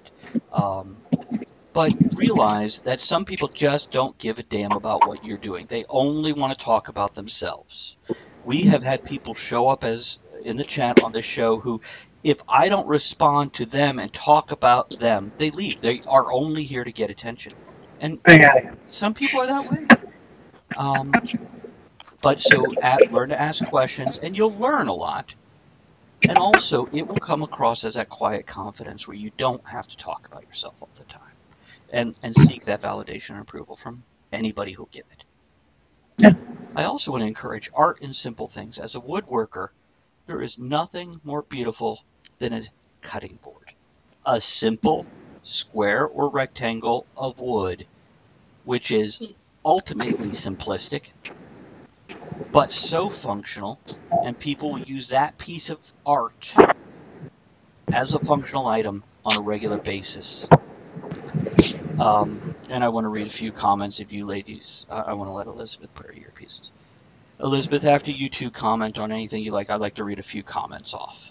Yes, a cutting board. I did pick one up at that woodworking place when you come over the hills just on the edge of Virginia, in West Virginia, and they make, it's like a rest stop. They make fiddles, glockenspiels. Glockenspiels? I got a beautiful cutting. Yeah, oh. What's a glockenspiel? Go ahead, Elizabeth. You've seen one. You crank it and it plays. And you kick it. Anyway, I'm getting distracted. Okay, I did live in Japan. I did not drink sake out of a woman's crotch. I did a lot of other things. No, but a small Asian woman grabbed your butt. Two. And my thigh. Okay, this is one of my most favorite prized possessions, and it was just at a standard, I guess, souvenir store to get. It is all wood. It is one piece of wood, and you open it, and here's the cap, and then I believe it's a tea container, and it's unfinished wood on the inside. Nice. And this is for Jonathan, I always find that I buy, when I go to craft fairs, usually I don't buy much, but when I go to craft fairs, I spend money. And I buy the wood products, especially when it's only made out of one piece. I have a basket at home that's wood. It's carved. I don't have it with me. And I buy a lot of pottery, like teacups. I'm big on teacups or mugs or steins. Wood is beautiful. It was grown and then it was made into this beautiful piece that I've had this 25 years now. Oh God. I've never put anything in it. I just sit it on my shelf, and occasionally I just touch it, thinking the mastery that it took to make it. That's funny that Daniel says that looks like an urn. The inner cap is to keep the ashes from leaking out. It's funny that you say that because I heard an article about TSA and ashes. Yeah. You could take urns on the plane. They're supposed to be carry-on. But it has to be wood or ceramic, anything that the x-rays can go through. You cannot take metal ones because you may be smuggling stuff. Apparently, there's a football player today, according to the Drudge Report, that has claimed that TSA spilled his mother's urn. That would be and it. Ashes. That's it. A few comments from everybody. Jonathan, excuse me, sorry. Daniel says, I'm taking cutting board orders. Jonathan says, I only use pallets, which is great. reclaimed wood. Use the term reclaimed. People love that. Oh, cool. What a challenge. Kennedy says it's also learning to say to oneself, when I create this, I'll have made something that can be appreciated by me and others, rather than what if no one likes it? Because even with my writing, somebody's going to like it. Doesn't mean I can't improve it, make it better, hone my craft. In that reference, Kennedy says, I go to other authors' readings as often as I can to help support them. Daniel says, we all think our problems are unique, and it makes us feel alone. But when you get into it, most of us have the same insecurities and doubt. Connect is the cure for this. Those are also wise, wise words. This is why you listen. And when you listen, sometimes that feedback can be, you're not alone. I get it. I have the same issue. Go on. And they realize. Go ahead, Elizabeth. I was thinking at school, CalArts, they continually told us, you as an artist, you have to learn to abandon your work. Once you're finished expressing yourself, creating this piece, walk away. And it doesn't matter what people think. Yeah. It doesn't matter. Just abandon it. Leave it. Go. As a writer, I am constantly looking at my older work going, oh, now that I've learned this new part of my craft or honed this, I could do that better. But I can't go back and constantly rework what I've already done. I have to move to the next project. And that might mean the first book, Etheric Elements, that I ever put out might not be up to the standard of my current work. And hopefully people realize that the author's first book or the artist's first piece is not representative of what they've done 5 years later. Or better not be. It's the starting point. Yeah. You got to have that starting point to see how far they've come. So if you ever... And also, I'm sorry, you got me excited. I'm all excited. Also, as the level of talent where you are now as a writer, you get to appreciate not only from where you came, but what you were trying to attain.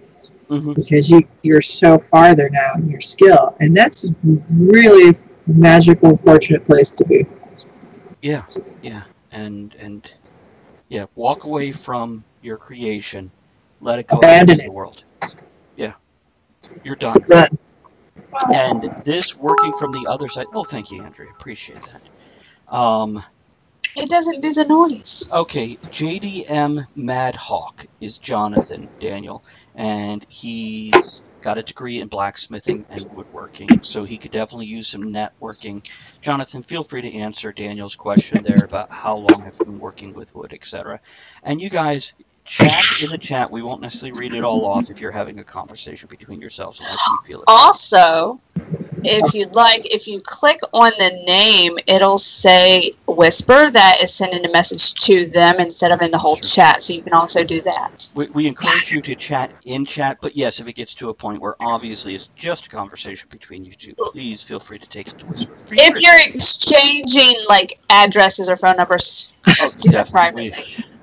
Oh, there you go. See that? A guest on his podcast, and there is value in bringing in a novice of course, and an expert, because we need to remember, this is why, whether I'm bringing in somebody who's known around the world or somebody who just works at a grocery store, it's worth having the conversation with different people to get their points of view. They all have something. Elizabeth, when I'm hitting up producers on LinkedIn and connecting with them, I'm going to send out material and pitches. Associate producer, assistant producer are just that today. Tomorrow, next week, they're the producer. Yeah. They are. It's there we go. Can we do we get a potty break? in 10 minutes. Are you okay for that, or do you need to step away? Can you wait? If not, I saw you finish the water bottle. Yeah, I totally out of water. So again, this all relates back to baby steps. Everything you do is a step forward. Matricula just hosted. Matricula, thank you so much. Appreciate that. It's good to see you here. And that Streamlabs thing is still not coming up. I don't know why it's not. I don't know. I'll figure out some other day, or it'll just suddenly start working. Whatever. Who knows? Jonathan, what's with the in quotes on your Instagram? You have Jonathan Grits Grizik. Is that just a play on the last name? People call you Grits. Should we call you Grits instead of Jonathan? I put that in the script the other night. Grab the grits. Because we're going in. Girls, grab the grits. But this all relates back to exactly what we're talking about, baby steps.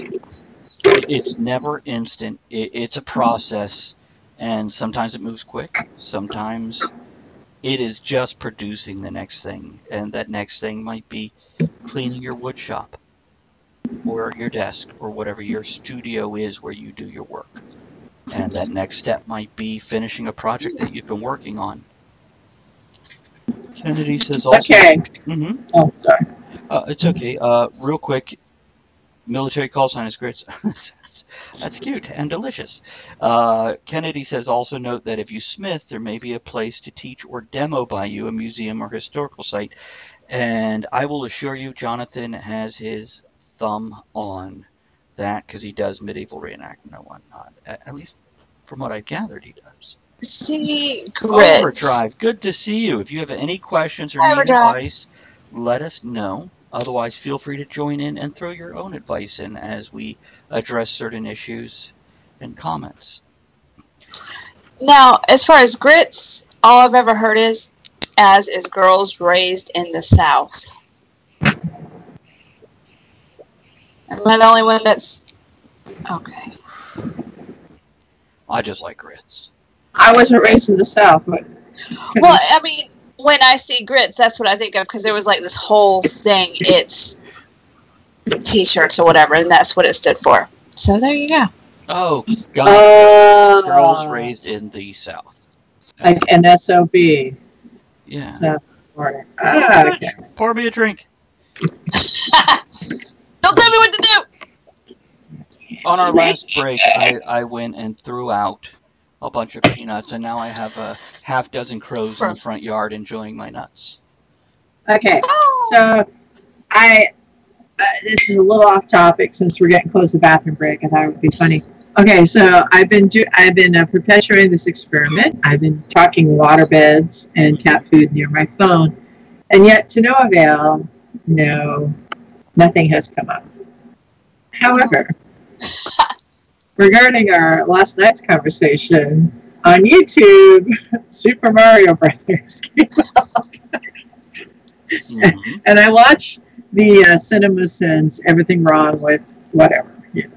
And it was Everything Wrong with Super Mario Brothers. I'd never seen it before on the Super Sins, so I thought, okay. There's a lot wrong with it, but it's just a stupid, fun movie that was so far from the source material. I saw it at the theater because we used to go to a movie every weekend in college, and it was all right. It was fun. It's a bad day. It's popcorn. I just like that John Leguizamo and what's his name? Oh my goodness, he played Smee in Hook. He played in Roger Rabbit. Bob Hoskins. Thank you. Yes, I just like those two guys. Yeah, you do. So, Yes, Andrea. I was going to say, you have that weird stuff pop up because you're talking about it. Well, we were talking about dinosaurs, and then with the Twitch ads to get bits, it's Lego dinosaurs that keeps popping up. Of course it is. Of course it is. What the hell? I'm going to read the next thing in this book, which, by the way... We'll take a break? Yes, and then we'll take a break. Which, by the way, that's available just below the video screen for free. Just scroll through the books there. Oh, did you see the question about Overdrive? Question or comment? Overdrive says, I have a question regarding woodchucks and the amount of wood they chuck. Daniel, who is It's Wood Podcast in chat, might be able to answer that. I'm going to read this bit of advice on how to enjoy life. Laugh often, openly, and honestly. Many people would argue that laughter is healing, and some even say it's the best medicine. Now, I don't think there's any scientific proof of that, but I do know it makes you feel better. Allow yourself to laugh whenever you can. And not just ironic or sarcastic laughter, but good, full, rich belly laughs if you can manage it. Watch movies that make you laugh. Watch stand-up comedy. YouTube videos of kids frolicking, or whatever makes you giggle. Smile, then giggle, titter, and guffaw. So, laughter as a product in your life, for me, is just invaluable because it's the most basic reaction of enjoying life is things that Have make you fun, smile. Sandy. Sanding time. We've lost Jonathan to the sander. It's What is clip? I was testing something. okay. Like, And Overdrive was raised in the South. Can't stand grits. Grits for me, it's definitely an acquired taste, like oatmeal. And with either one of those, my opinion, oh, it's what you put in it. I read that wrong.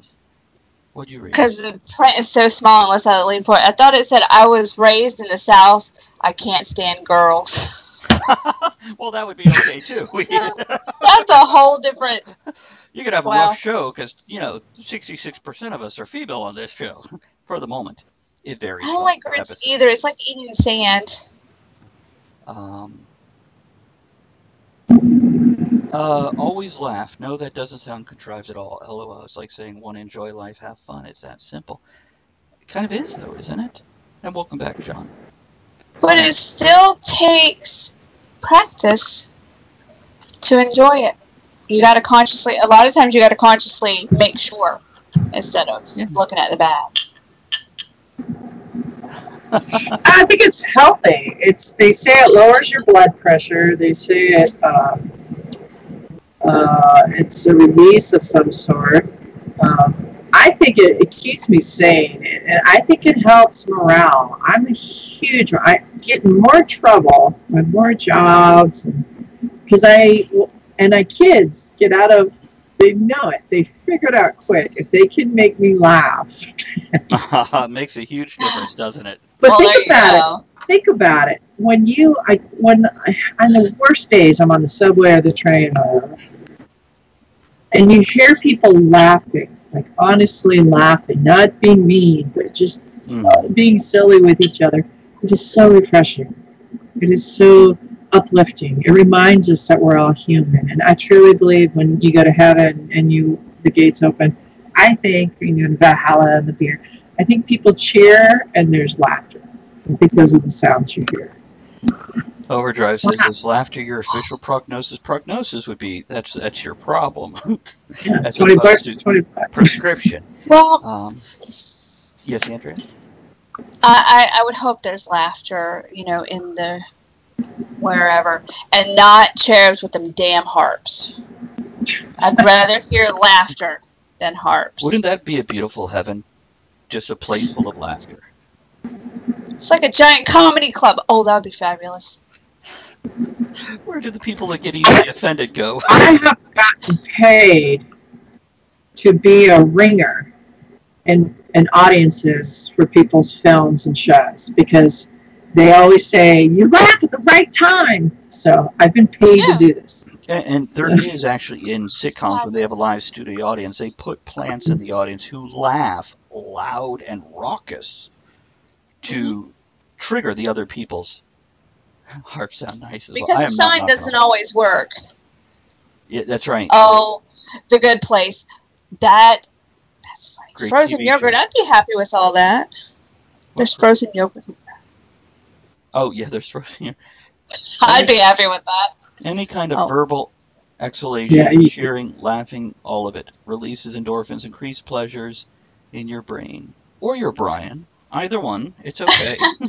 Oh, you know what else does that? Yeah. Masturbation. Don't masturbate in a comedy club. I'm just saying. No, but it's a great release. And there's cheering and sometimes laughing. It's the whole thing. I had this dream. Anyhow, we'll move on. I have a dream. That's what you say in your orgasm. I have a dream. Oh, and... Oh, God. No, not a laugh track. Okay, it's almost a break Break time.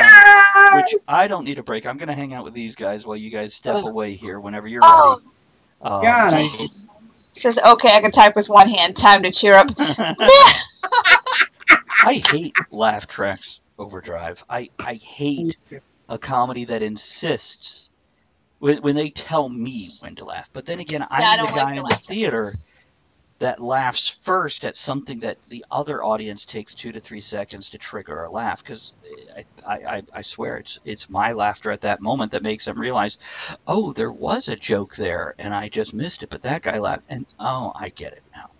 It's because I do. Are we? Stop thinking about it. Yeah, you were in break. Go ahead, Andrea. I'm going to chat with them. Overdrive says, public masturbation is frowned upon for some reason. LOL society, bunch of brutes. You know, I think it'd be a different situation if people would clean up after their damn selves. I don't know. I've seen some videos. It's clearly public. I'm going to go now. Pee-wee Herman. Pee-wee Herman did it. No, that was in a theater. It was. It wasn't out in public, and at least it... Anyway. Still a public place. Okay, go take a break. I'm going to talk to these guys. Because I don't necessarily need a break. And also, last time we took a break, we lost a handful of people, so I'd rather keep you guys around. And Overdrive, loving your commentary. I totally get where you're coming from. The book that I'm talking about here, as I said, it's below. It's one that I wrote. These are just simple ways to enjoy life, to improve the quality of your life, to keep, when you are having the beginning of the downward spiral, to help keep yourself from going further down. And I feel laughter is a great way to remember to enjoy the small moments in life. That's pretty much it. Enjoy those small moments. Up, Andrea's back. That was very quick. I just needed to get some more tea. Oh wow! I didn't even know you had time to make it to the kitchen and back again. And thank you to all the new folks jumping in and joining us. If you're unable to comment, make sure you're following the channel. Otherwise, you won't be able to comment. I do have to. I set it up so it's instant as soon as you follow. Pee-wee was in a porno theater. I'm assuming, and I'll get to that share button in a moment. I'm assuming that's the kind of behavior that's encouraged at those establishments. Apparently, we don't have porn in large theaters anymore. Now you have like these private booths where apparently it is encouraged. I've heard about the poor people whose job is to clean up the booths, but those are generally glass where the screen raises and there's and you just hose it off. There's a drain in the middle. Not that I would know anything about these places. Okay, as a guy that's been single, I know that's not the easiest thing to clean out of a shower. I'm just saying. And also, people will pour their damn popcorn and people have to sweep that off the floor. Imagine what it's like to clean jizz off the floor. I'd rather not, but thanks. You're welcome. There's that mental image. And John, if you have this on in the store, we're so sorry. Our bad. John, who is Max RPG, he runs a comic store and gaming store. So we, if he plays this publicly, we try not to go too far into some things. Just hit mute, John. We are talk of the tavern, so this stuff is going to happen. This is not as bad as Monday. Phase, exactly. John and Daniel, who is It's Woods podcast, as well as Max RPG, play on our Thursday night games on Andrea's channel, where we do tabletop role-playing live on Twitch. And Andrea just hit affiliate. Go ahead and follow the channel. It is classic tabletop gaming like D&D, but it's Star Wars, crypto mysteries, and Marvel superheroes. And Overdrive says, I'm guessing that's where the phrase "I'd rather mop the floors at a peep show" came from. I have never heard that phrase. I have never been in polite conversation. Somebody goes, I'd rather mop the floors at a peep show. What? Not polite conversation. You're in the wrong conversation. Okay, wait a minute. Kennedy says, I've seen people masturbate on the subway a few times. Now that you capitalize Subway, do you mean the restaurant? Because that's got to be a great damn sandwich. Yes, and I will put the schedule for the D&D 5th edition up on Sundays. Just like every other week. But just so you guys know, 2 out of the 4 days are brand new games that haven't even started yet. So those will be starting. If you join us from the beginning, then you get to follow it from the beginning. Tonight is Star Wars, which we may be discussing it instead of playing, depending if we have enough players or not. But Kennedy. $5 foot long. No, Kennedy, that's a no. Don't dip bread in it. That's a no. Ew. That's not mayonnaise. Oh, Ew. bird at the bird feeder. Oh, thank you, Daniel. Here's to you, man. Daniel, how's your GoFundMe? You know what? Daniel is a good friend who games with us, has been on the show multiple times, and he's a woodworker, and he had his, enjoy the play on words here, his trailer full of wood stolen directly from his house. And yes, the police are on it, but he's started a GoFundMe to help replace his wood. Daniel, if you'd like to post that link, feel free. Work offshore. I remember you now, Overdrive. Okay, I remember you now. I work offshore for a living, and you can imagine the language that's used. We have no filter. I filter my language in public. Well, So, yeah, we do too. Now, with the show, we don't necessarily filter ourselves, but we do try to be considerate of whoever our guest is or our audience. In John's case, a comic book store. We love the attention, but we're still who we are. What'd you get, Elizabeth? are you going to share? Is it hummus? It's hummus. It is hummus. I like hummus, but Elizabeth suffers through it. So, It fills you up. shall I go on to the next thing here as a topic? Sure. Do. Okay. This one has 2 longer paragraphs. Bear with me, guys, here. So, shut down mental movies. We all have these mental movies. Some call them daydreams, perhaps. It's while you're standing in line and someone cuts in front of you. Imagine how it could play out, from ignoring them to a Woody put down to a fist fight. It could be wondering if there will be confrontation when you get to work or home. Whatever it is, if it creates anxiety in you, learn to stop that mental movie. They aren't healthy and only lead to bad places. Be a director for your head films and actively participate in these images in your head. If you can't shut them down, and most of us can't, try adding cream pies or squirrels, dinosaurs, famous cartoon characters, whatever. Just change them enough they're entertaining instead of trauma-inducing.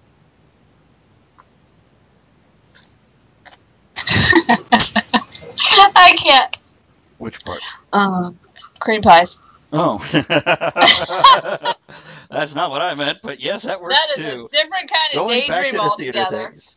Overdrive says, anyone who donates... Oh, sorry, Daniel says, anyone who donates $60 more, I'll make something and send it to you. It's, hopefully it doesn't relate to cream pies or cleaning up the porn peep show. Look what I made. It jiggles. It's wood. So, If it's wood, it's good. what do you two think about the mental movies that we play in our head that create anxiety? Oh, yeah. It's a big thing. And if you can find a way to change it and to stop the downward spiral of anxiety, that's great. I have trouble with that sometimes. I devour myself alive with my movies. What I should have said, what I could have said, what I wish would happen. And it's self-destructive. It's physically harmful. Spiritually rotting. It's rancid. It's a bad thing to do. I find that the only way to stop it is through exhaustion of exercise and through mental discipline, where I hold myself to courtesy, and to the detriment of not being able to sit on the subway because that old Asian woman gets on it. And being positive. And I've said this before, sometimes it just takes saying something nice in my head about every single person I pass, or at least catches my eye. Overdrive here says, with the unfortunate rise in popularity and political correctness, people censor themselves, even with things that might even be considered by some as innocuous. I just say what's on my mind regardless. I do, however, try to be somewhat considerate, though. I have a thing. I would love to see PC, instead of meaning politically correct, mean politely considerate. I'm not saying we need to shut ourselves down. We just need to be considerate of those folks around us. What about a pickled culture? I'm sorry, one more time? A pickled culture. Pickled culture would be good, too. Pickle Man lives that way. Be kind.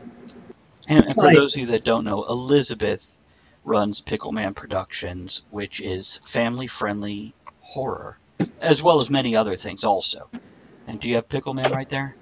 Are you grabbing them? You don't have to get up if you don't want to.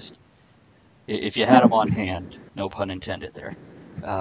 Maybe that subway he's hiding. was just taking some advice we've been giving. We never said masturbate on the subway or in subway. We often... he's always on the go. I don't know where he is half the time. Here's the mid-size. Here's the... There we go. He is so adorable. Daniel says, we are often stuck to those mental, even if they are destructive, because they are familiar. Yes. There's no trick. Get an autopilot, and you can't turn it off. And it feeds the ego. You have to remember that. Negativity is your ego.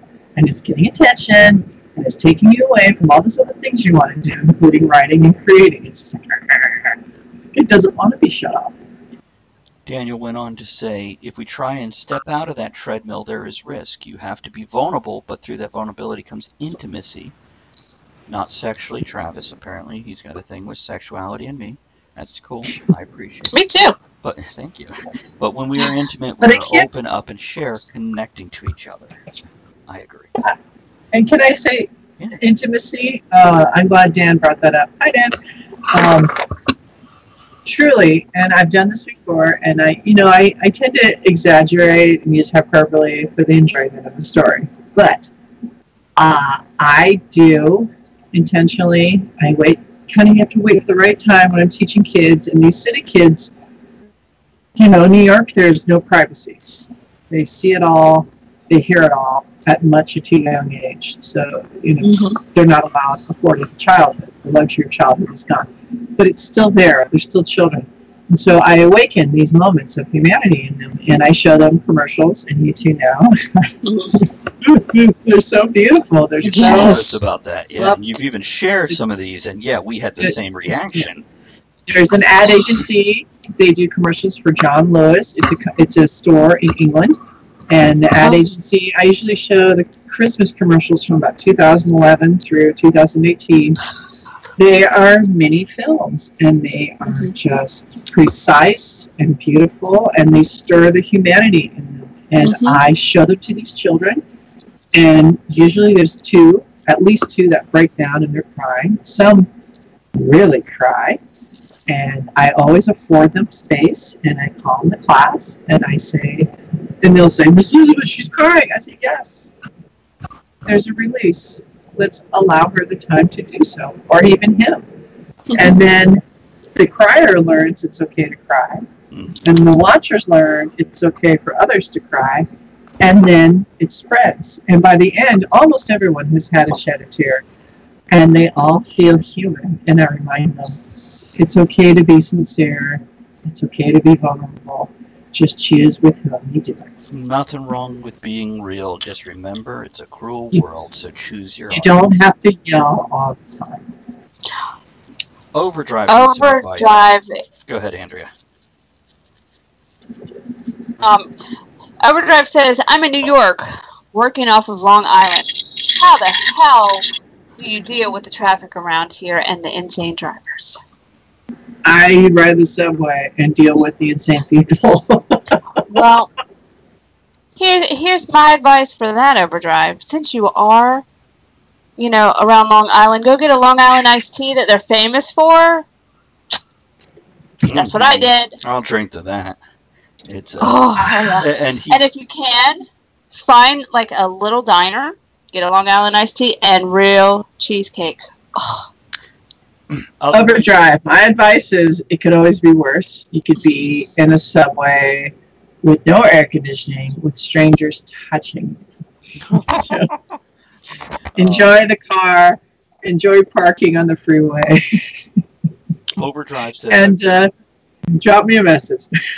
By the way, Elizabeth is in Queens, and Kennedy, who is, oh my god, I forgot his fucking screen name. Roughhead, thank you, is in that area. He's everywhere. By the way, Overdrive added, I've driven all around the country. This place sucks. Then he says, that's sound advice. And we have terrible traffic here as well. You just need to listen to something calm, says Daniel. And be informed that other drivers are going to be dicks. Just expect it and roll with it. What I just let them be dicks and listen to your book on tape. laugh at them, laugh to And laugh. yourself, find the humor in it so you can enjoy it, and that's hard to do some days. And here's a shameless plug. Talk of the Tavern is on iHeartRadio. We're on Google Play. We're on iTunes. You could just go download previous episodes and play us while you're looking at these dickheads who are just raw assholes. Oh, audio We'll make you feel better. identity, which is sensible. Yeah, just. And I played the game inventing new curse words. I love the meme that says, "Let's use different curse words in the wrong place and make different insults." Yeah. And in LA, I have them up there. I won't jump up. I have a little egg that shakes like a little shaker, and I had a little tambourine. And I would listen to music and play my tambourine and shake my Hare Krishna, Hare Krishna. Shake your egg. He eats up our snakes. The Overdrive says, you said play us and dickhead in the same sentence. Yes, I did. Yes. Yeah, we do. One of the few reasons, very few reasons. And we have, Hot. because it's wet. It's, Nailed it. Pound me too. okay, what that Yeah. comes from, guys, is we once saw somebody point out on Facebook, I believe, dangerous place to point this out, that hashtag #MeToo, when that was coming out in October, December of last year, whatever, they're like, in my day, the hashtag was called the pound sign. So what they're actually saying is pound me too. And though we found it funny, we realize a lot of people would have found this terribly insulting that we even thought that for a second because of what their actual intention was with it. And that's why it's Kinda, yeah, isn't it? I have a cat in the way of chat, so Andrea, you're oh, you're kitty. so naughty. It's That's G-Rap. it is, and he's got a layer of fur that he's shedding that I'm just rubbing off of him. And I just vacuumed. When I finally get a good paycheck, I'm going to buy you pairs of those gloves you can pet the cats with, and they have all the teeth on them. But you have to deliver them in person. Oh, So you can get your Pickle Rick. Pickle Rick! Who's over there? Hey, look, Morty, I'm a pickle. See, I'm a pickle. okay, Overdrive Daniel, your names are both the same color and of the same approximate length. So Daniel, if I keep on saying Overdrive says and read your comment, I apologize for that, but I know I've done it already. Because now he's off with the wood puns. You are so naughty. Driving a traffic, just go with the grain. Wandering off into new territory. And Overdrive says, to Kennedy, can't remember the name of the town, something point. When we get started up, we'll be pumping sand onto Jones Beach. Okay. So, yeah, it looks like you might have some Talk of the Tavern friends out there, and not too far. They're everywhere. And hey, guys, if you want a way to recognize each other, go to the merch store here. We have T-shirts. We should get T-shirts and all meet up and drink and make videos for Talk of the Tavern. Yes. There we go. Daniel, yes, you can change the color. I don't remember how to do it right now, but I don't think you changed it on my screen. Go ahead, Andrew. If you go to the top where it has your name, I believe on the right, click the little drop arrow, go to dashboard, and it should be in there. If not, go to settings, but it's in one of those where you can change it. Let's see, I'll look to make sure. But yeah, you can. Yeah, you can. I have set my color to, and I don't know, I tried to set it to a bright blue. And let's see, does everybody see my name as bright blue? I'm curious. Yes, I do. Okay, and It's under settings. if everybody sees my name as bright blue, then you will know that once you set it to yours, then you know it works and it stays that color. But if you don't set it, it randomizes. If I hit refresh on my page, everybody will get a new color, except for mine, for me. But I don't know if that works across the board for everybody. Okay, if you go to settings, there'll be little tabs. There's Profile, Twitch Prime. Click on Twitch Prime, and you can change the color. So there you go. Don't tell me what to do. see, I'm going to put mine at like an olive green. God, she is so adorable. I like the little pickles. I like the little baby pickles.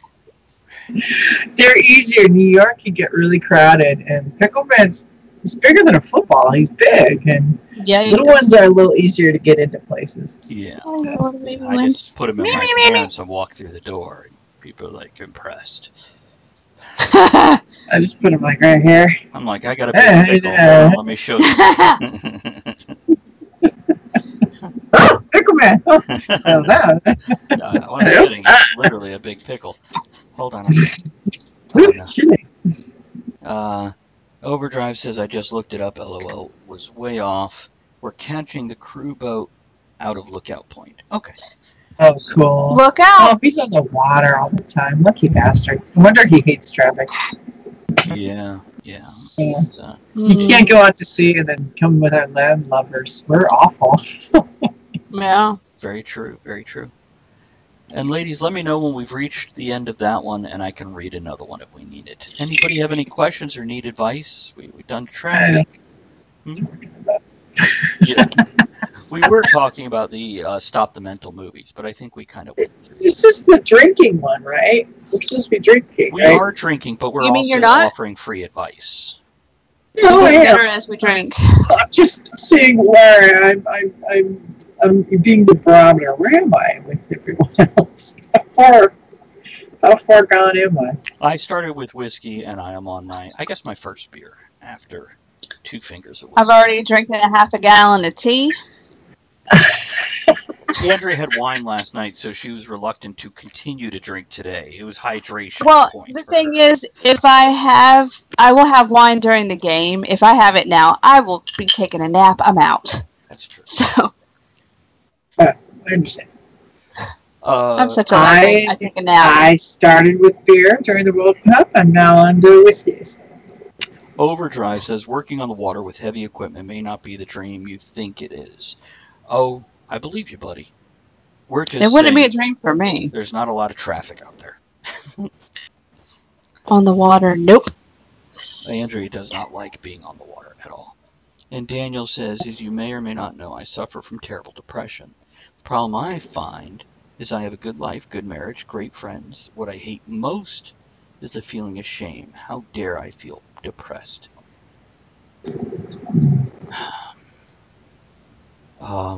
She's and then Overdrive says, oh, she's already a few Long Island iced teas to win. I don't have all the stuff I need to make a Long Island iced tea, so she's regular tea to be. Whatever, you don't have to ruin it. The illusion. It's an illusion. As for depression and the shame, I understand what you're saying, and I get it, and that is a multi-step thing. It's actually not to focus on what creates the shame. It's not to focus on the depression. It's to find the things to use instead of the depression, or finding what kicks the depression up and moving away from that. And this is the things about this book, the laughter, the stopping the mental movements, the realizing it's okay to be loved and cared for, and the things that we've mentioned, as well as the rest of the things. But there's no quick answer to this. Because I think we all have these moments where we appreciate life, and then we have the other moments where we're like, I don't care how good my life is, I'm just miserable at the moment, and just don't give a damn and don't want to go on. And there's no one thing you can do that will change that or fix that. It's a long process, and it's a lot of steps. And it's steps every day, and it might be the same step every day, such as accomplish something. I'm sure once you create a piece, while you're working on your craft, it's hard to be depressed because you're working, you're focused on that. And when you accomplish something, whether it's creating a mug or any other cutting board, you feel good about what you created. And that's a matter of what we focus on with the gaming. You game with us. That's about community and connecting and just enjoying that moment. Daniel also says, I have found several things that help me get out of bed and keep my chin up. Woodworking, podcasting, and gaming with my friends, my kids, even all of you guys. You make me laugh and we play games now. It's awesome.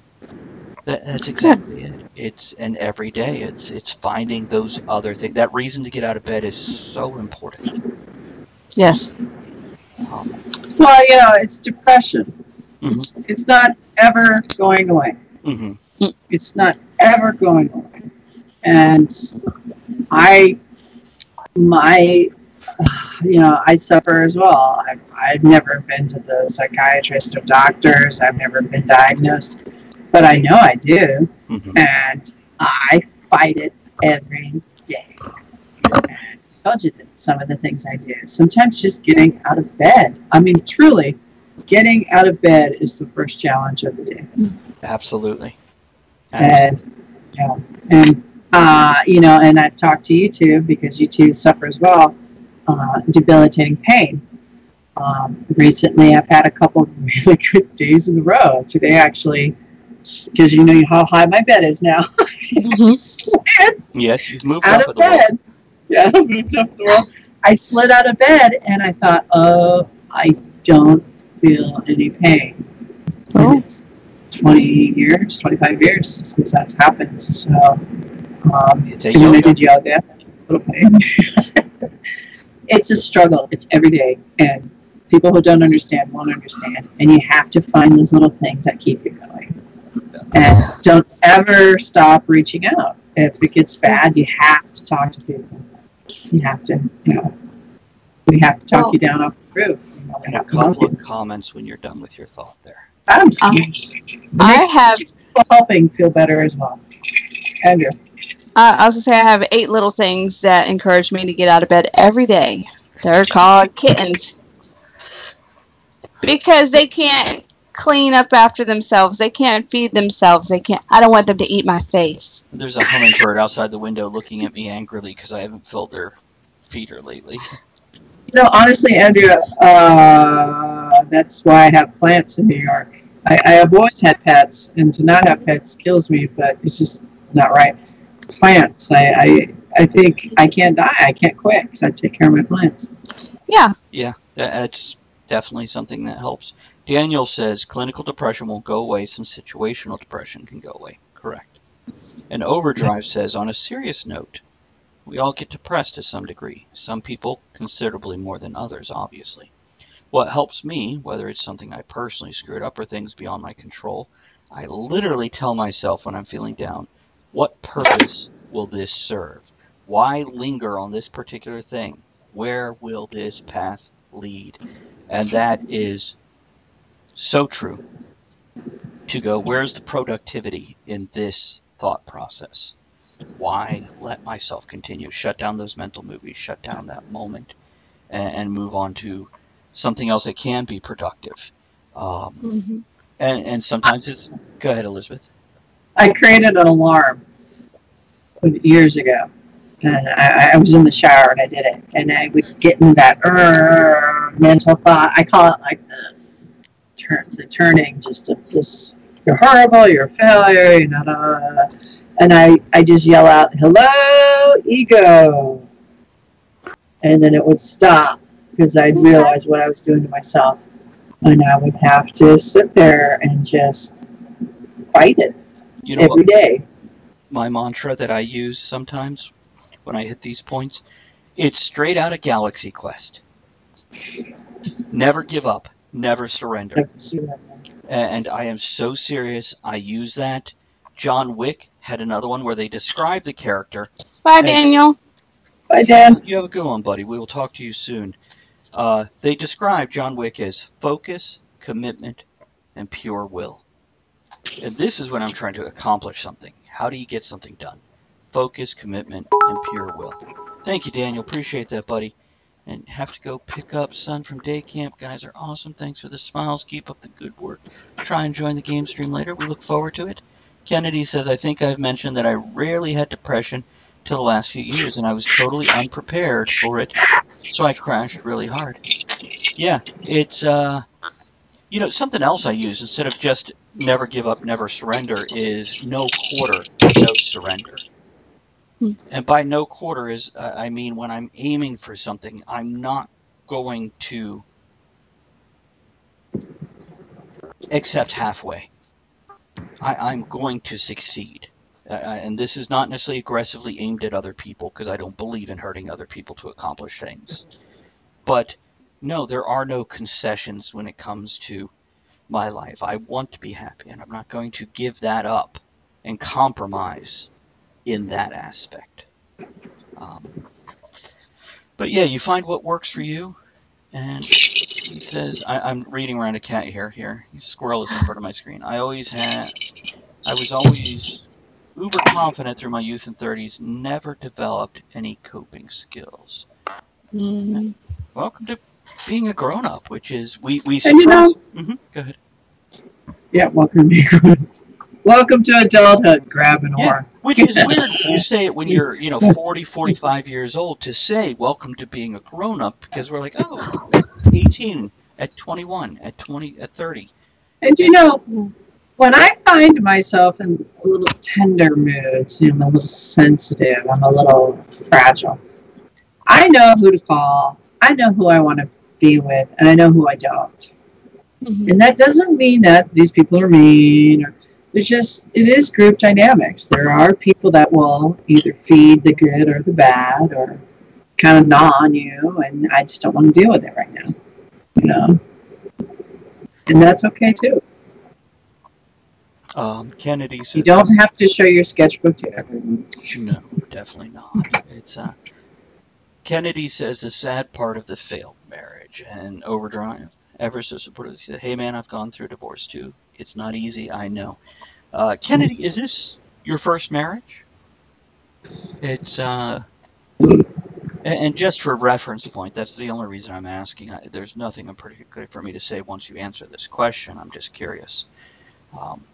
But the beauty part is, and this is hard to wrap your head around where you're at right now, the beauty part of this is, in 6 months or 5 years or whatever it takes of being alone, you are going to be so much more of an individual, of a person, and you're going to be amazed at who you are that you never realized that you weren't to that point. There is a beauty in being by yourself where you can become complete without another person. And then when you find a person to share that, whether it's a beer drinking buddy or a lover or anything in between, when you find that other person that you can connect with, you're so much more than you ever were before. And you'll dazzle yourself. And you're already a pretty fucking great guy from what I've seen. 25 years. That is rough. That's my only marriage. I was with her for 8 years, married for 5. And yes, there was a process. And it's not a couple months. It is ongoing. Well, they say divorce is one of the worst things you can go through. So cut yourself some slack. Yeah, it's okay. To be little steps. Sometimes it's just getting out of bed, getting to work. Mm-hmm. And this is not a blatant plug. This is absolutely, in all honesty, turn on the show, man. We're here. That's right. We're going to interact with you. We're going to let you bitch a little, and we're going to shut you down when that's what you're stuck in, and we're going to pull you away to something else and talk. Right. And we'll play Star Wars. We'll play Star Wars. And we'll talk about silly things and make you laugh. Yeah.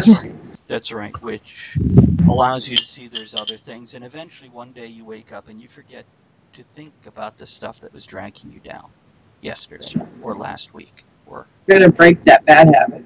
Yeah. Replace it with a different habit. Oh, Overdrive. Married at 18, was married 23 years. I've got an awesome son out of the deal, though. The ex and I are on good terms, probably better as friends. Yeah, I'm not surprised the kids weren't surprised. Well, that's good. And by the way, Overdrive, I didn't realize you were that grown up. Because, You're Thought you were 23. yeah, in the chat you're ageless. You know, you've got no age. So,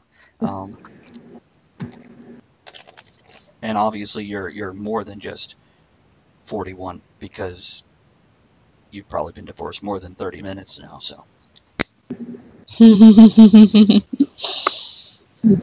Although you never know.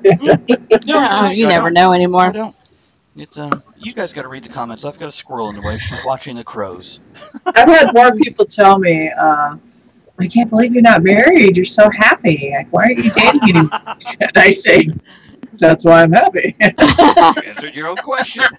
And sometimes it's true because so many people get into a relationship because they think they have to. They think this is a You requirement don't have to. for happiness, and it's not. A good relationship is an enhancement to your happiness, not the cause of. If you cannot be happy alone, you're going to have at least part of your relationship that's unhealthy. You got a finger. Yeah, I was going to say, and also if you're in a relationship and happy, it is not a requirement to get married. Mm-hmm. I see so many people rush into it, and they're miserable. Mm-hmm. Just saying, not a requirement. Let's see. And it's okay to be picky. Be very, very picky. Let's see here. Yeah, absolutely. We're going to Picky grow is good. together. Okay, Going to grow together. squirrel moves, so now I can see. Kennedy says, may have said the family spent 4th of July on Governor's Island. That was a good day. Keep those days, Kennedy. Keep those moments. Because that's, if you think of life like a theme park, there are times where you walk around and you're bored. Then you get on a ride. But you can't live on the roller coaster with the constant peaks and valleys. It is the moments when you're walking around with nothing else to do that you remember the ride on the roller coaster. Overdrive says that grown up, LOL. The ex-wife would just agree. Possibly. He also says, I'm not that old. I think I'm 42. Okay, well, we thought you were younger. 23, whatever. And Roughhead says, part of the reason I want a divorce is so I'll see my in-laws. So, what? So I'll see my in-laws more. Ah, Because, Andrea, what would it be like if you want Travis? I want to hang out with your family. I'd be like, no. So, yeah, if you actually like your in-laws, being away from your spouse might help you see them more often. So I'm like, wait a minute, is that a typo? I don't know. No, I think it's quite. Anyway. Yeah, it's yeah, there is a beauty in the moment, and that moment might be hanging out here with Elizabeth and Andrea and talking to you guys. That moment might be laughing uproariously at some stupid ass juvenile comedy. Which you won't find here. Yes, Elizabeth. Speaking of juvenile. Okay, remember I said there's no cat food, and I was saying cat food on my phone? Uh-huh. On the ads I'm watching on Twitch to get bits. Cat food! Congratulations. Overdrive. No. Overdrive says, do I give off an immature impression? No. No. We're just not assuming. We didn't put an age on you. Which means, I mean, We just assume everybody's 12 until they say we otherwise. had people pop in here for 10 minutes and have a great 10-minute conversation with us. And at the end, they're like, I'm 17. They come in here aggressively, and they will voice an opinion that should be controversial and create an argument. And we roll with it, and we speak about it, and we give our opinions, and we tend to be reasonable and able to compromise and see our side and their side and see where to connect instead of where to break it. And then they announce, oh, I'm 17 or I'm 22 or whatever. And then we've had other folks like you. So we don't put an age onto you until you put an age onto you. We don't know how old you are. We don't know what your life experiences are, and we don't have expectations of you. No. That's that. So, and don't worry, we have an immature air about us also. Absolutely. Yeah. Pardon the smell. Yeah. We're giving out, gems of wisdom and doing dick jokes in between. Welcome to the tavern. Yes. Oh, gosh. Kennedy says, I spend time with other writers and groups in New York City, sometimes the horror movie crowd, the steampunk crowd, authors, etc.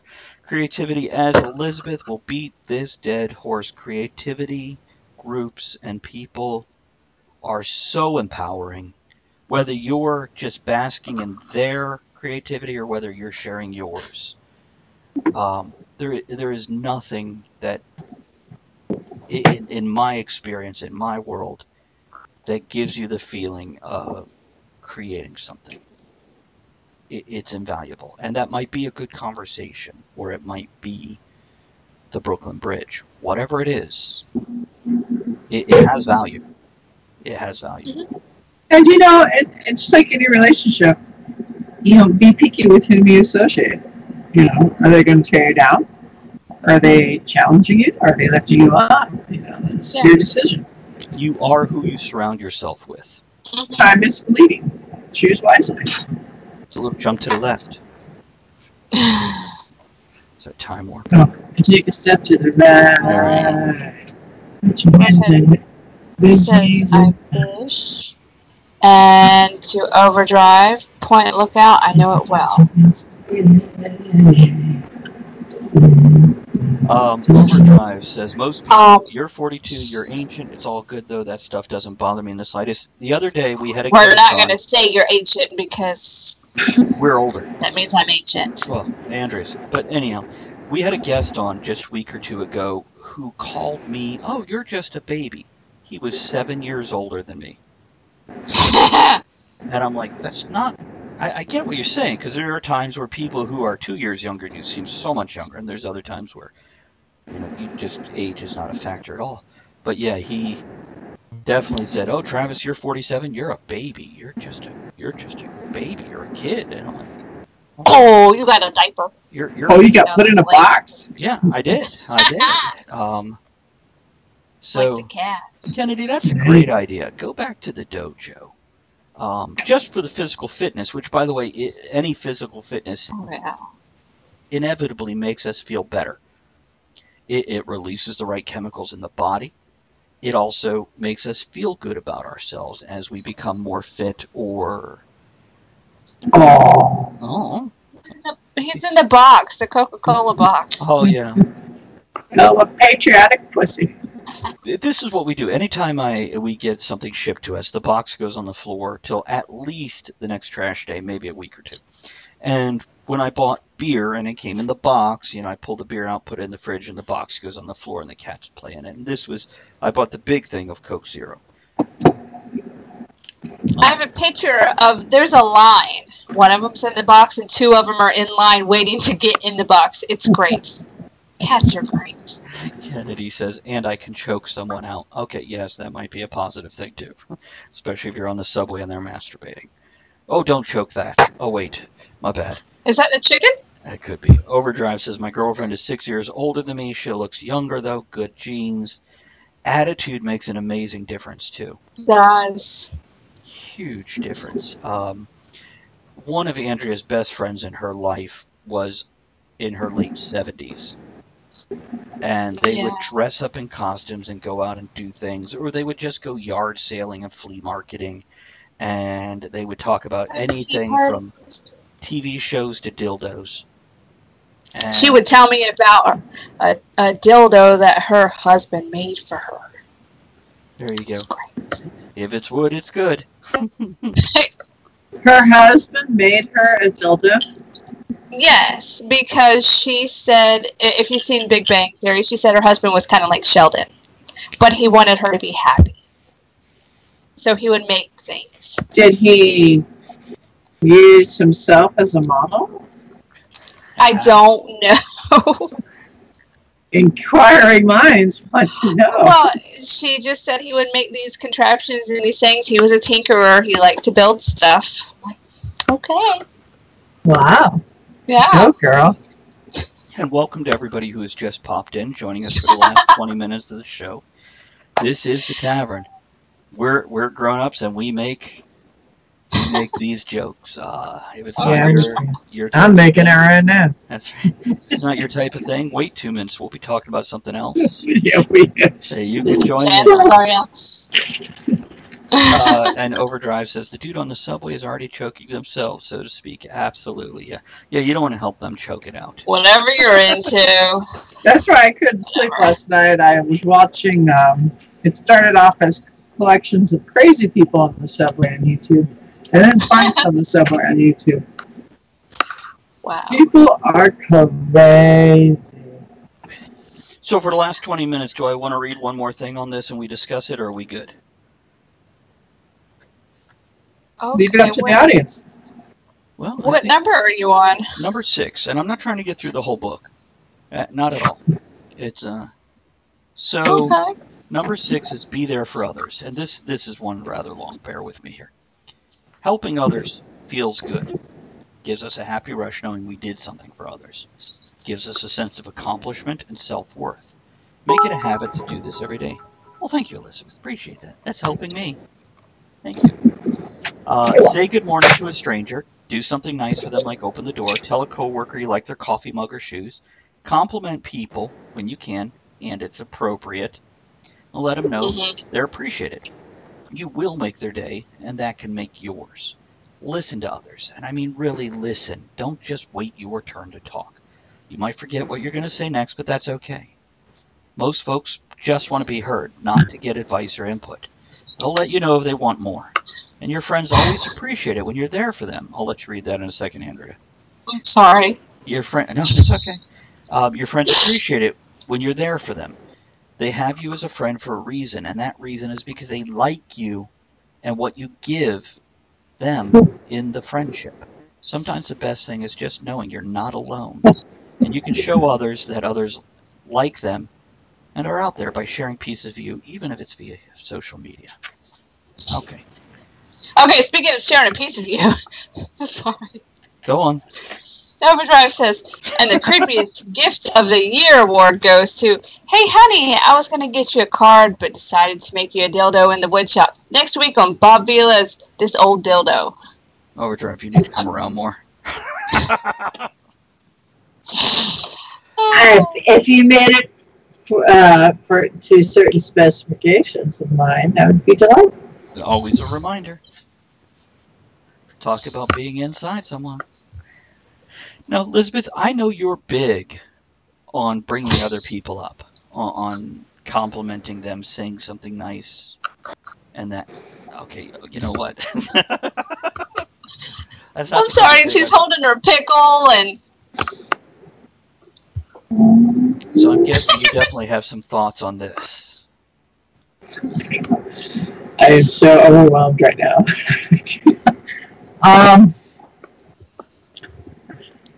No pressure. Oh crap! I forgot what we're talking about. You know, my focus She's always positive and always is positive with everyone. Well, as long as I've known you. Doing something And for others. Yeah, you're always. Well, why are you here then? Why are you taking up space? Are you a waste of skin and atoms? Why are you here? You want to be a dick? You know what? Life is hard enough. It does not need our help.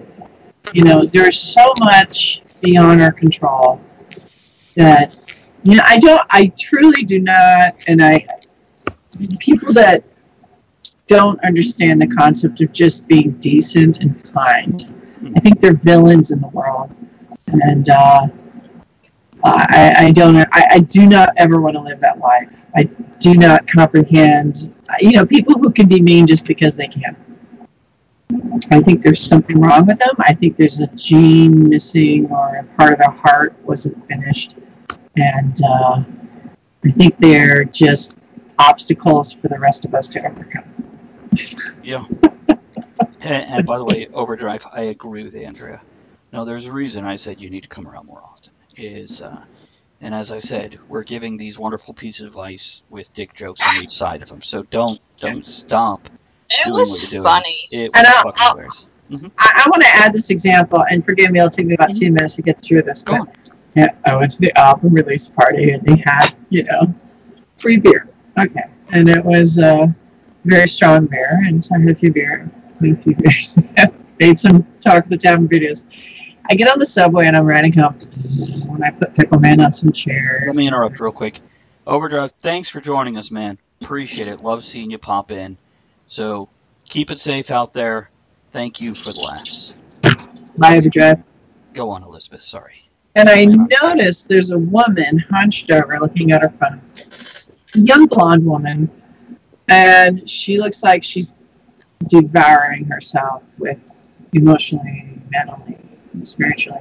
She's had a really bad day. And then I noticed that she has a walkie-talkie attached to her belt. And then I noticed she's got this little plastic earpiece attached to the walkie-talkie. And I say to myself, don't say anything. You've had a few beers. You know, you might be misreading the situation. Just get home alive. Okay.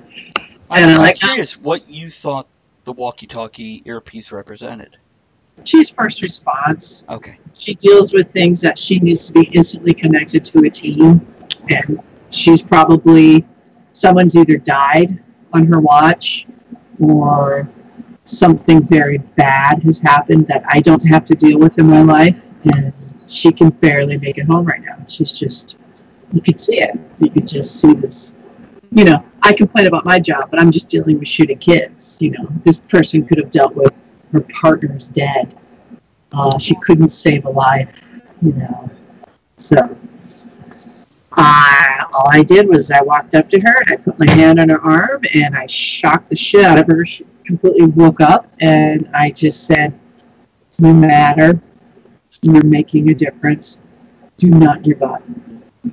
This represents what you're talking about. The next thing, which I'm not going to read, I'm not going to interrupt, it's physical contact. Go on. There was a moment where you could see like a wall break down, and she said, you have no idea how badly I needed to hear that right now. And I said, I repeated myself. Then we got off the train, and it was at Court Square, so we walk up, and then eventually she starts heading off 4 to the 7, and I veer off to go catch the E. And, I mean, she's probably 150 feet away from me, way up, and I see her turn back and look for me again. And I yelled at her. I said, you know, you hang in there, beautiful, don't you dare give up. And that was that. That's a beautiful story. I hope I made a difference. She's probably dealing with heavier shit than I am. And even if she's not, it's heavy to her. It certainly was. It could be as simple as, you know, she didn't go out to see a movie with somebody she wanted to hang out with. Or it could have been as heavy as that. But whatever it was. She needed it. And when moments like that, you know, and I'm a little tipsy, even in moments like that, I encourage others to do the same. Because it does make you feel better. And it does lighten your soul a bit. And it reminds you, you know what, your shit's not so heavy. Everyone's struggling in their own little hell. They are. And that's what unifies us. No one's skipping their way through life. We all have our issues.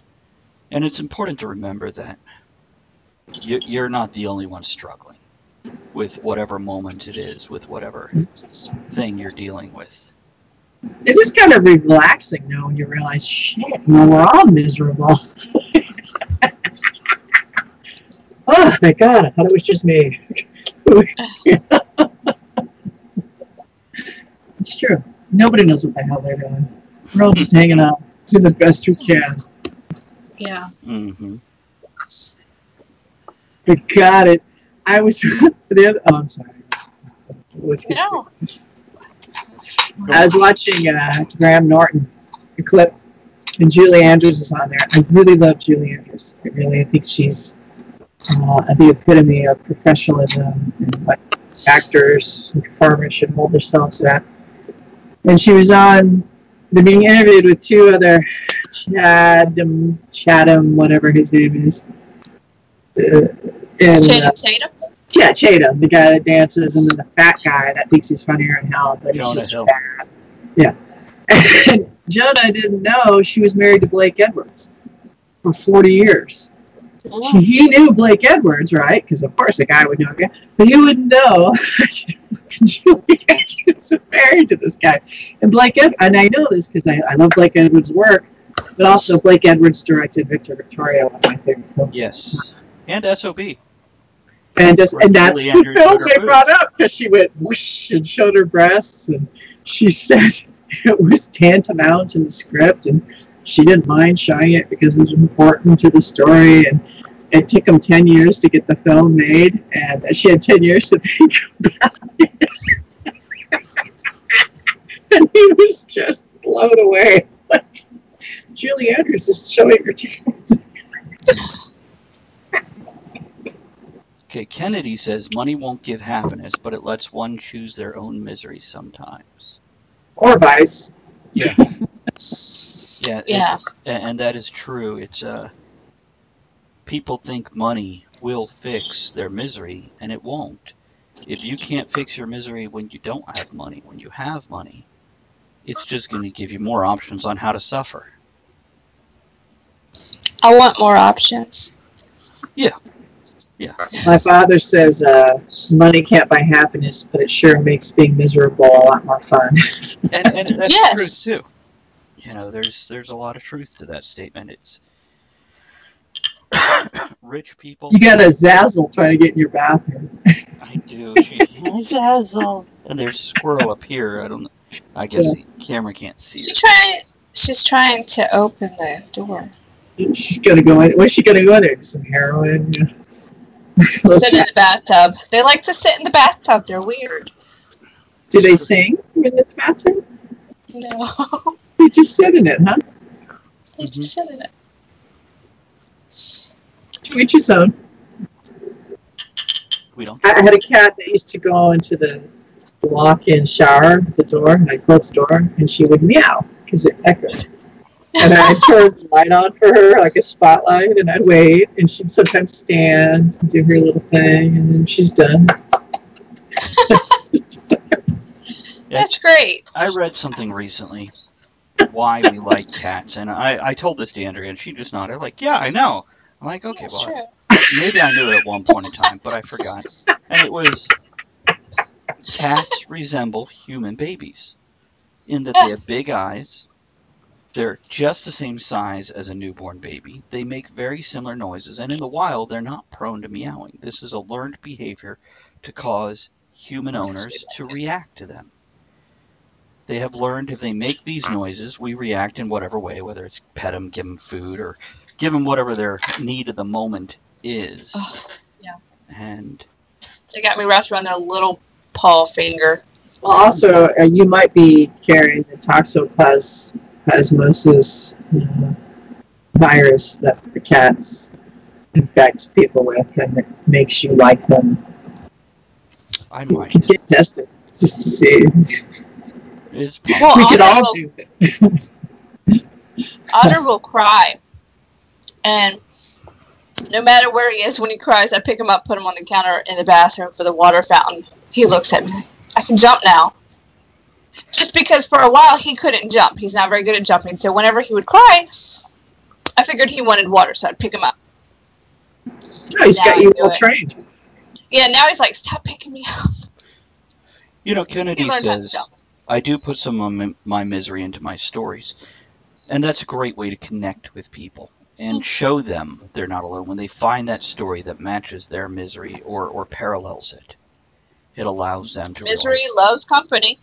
well, yeah, Sure. you just Yeah. realize you're not alone.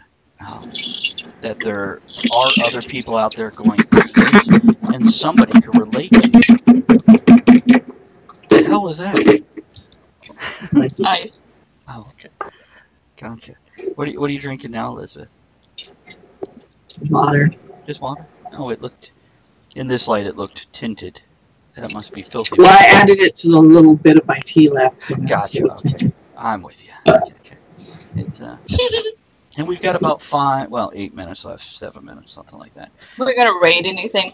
Yeah, we're going to read. But Speaking of that toxic plasmosis, in this book I read, they say they found it in basically almost every mammal on the earth, including blue whales. And that when it affects the animal's behavior. And when they find it in otters, because the cat poo will get into whatever water, the animal will pick it up. Otters, they're less likely to flee from a great white shark. And when rats and mice get it, they don't flee from cats. But it actually affects behavior, and they're convinced that over a third of the human population has it. Ergo, why we love cats. I thought it was because they were cute and furry. I did too. I'm an avid, staunch cat lover. And they purr and do that thing, But they will overtake the earth one day. Oh, I look forward to it. I just get the feeling they're not going to do worse than we're doing right now. And then we'll have kitten shirts. We will. Welcome Maybe back, they'll Jonathan. pick up our pool. It's we are going to raid. Should we raid somebody we have to interact with, or shall we keep it simple and send people over to get tickets to London? It don't matter. Tickets it is. Just have the... What happens if I win the tickets? Who am I taking, Travis or Andrea? We ask the audience. I'm going to just say Andrea immediately. That's a very wise choice. And we'll go visit Kevin and Emily. Absolutely. That would be a ball. It's just an hour and a half on the train and 30 minutes on the boat. I'll make pickle jackets for all of us. What does a pickle jacket look like? We'll get there. I had a friend once make a stuffed animal coat. It was really cool. So is this a jacket out of pickles? Probably. Oh, let me copy this. So when we do the thing, you have to show me how to do that. Okay. For my superhero stuff or whatever. Yeah, you do. Absolutely. It's tomorrow. I believe Elizabeth might be joining us again, if I'm not mistaken. We're going to talk about educating kids using Geekery. Oh, that's right. Oh, if you can't make it, it's fine. You don't have to. Oh, no, I'm going to watch Britain versus Croatia, and then depending how the game goes, we'll designate or determine when I join the conversation. France won today. We're that much closer to Britain versus France. Return to Ooh la la. I'm so voting for Britain. I want Kevin to just back. He was so snitty about Britain, England winning. That's funny. And Thursday we will again be on with. We're debating the topic for Thursday. We're not sure of that topic yet, but we're going to come up with something. Ed cannot join us, so I want to avoid the hashtag on the way. Oh yeah, he's kayaking. Right. That's cool. Lucky lady.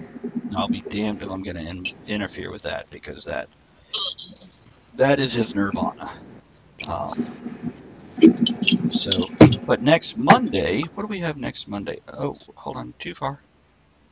Isn't it really? People? Oh, next week is Gin Punk week, where we're going to discuss Gin Punk all week long. Different aspects. Oh. So on Monday, we should talk about like speakeasies and things. I have outfits for every day. Nice. I'm very excited. Long live Croatia, since Poland choked, says Jonathan. Sad. I was drinking all the Polish beer I could get, but didn't know. Didn't know. It helped you, not them. Don't forget tonight at 8 o'clock on Andrea's channel, if you'll do a shout out to your own channel there, Andrea, we will be playing or discussing the Star Wars game and setting it up for a permanent Tuesday night slot. And Wednesday night will be Crypto Mysteries once we get our gaming group in place. And then so Thursday, excited for that one. This week at 8 o'clock on Andrea's channel, we do have the swimsuit episode of the superheroes, where they're well, it's a swimsuit issue because it's a comic book. It is. So we will dress appropriately. Wait till you see what that looks like. And the characters will have adventures that coincide with the theme. So we have Marvel sunscreen. I have to get that. We do. Really? Yeah. Yeah, we do. Whenever he goes to mow grass, I put it on. Yeah, it's from like 2012. I don't know if these things expire, but we're still here. Oh, yeah, kind of. It has like the first Avengers movie advertised on it. So that'll be a good time. Oh, it's already that time. It's time for me to play some outro music, and you guys have a great time, and we will catch you again on the flip side. All right. Closing toast. The discussion Closing shenanigans toast. tonight. Man, You are the one thing that Thanks makes for the the show questions. what it Thanks for is. hanging out. And Don't thanks for forget to the join advice, us at the everybody. tavern next week. Until then, have fun, keep learning, and be good to one another. Now, raise your glass in good Is the cheer. music playing? Enjoy the small moments every day and steamy dreams every night.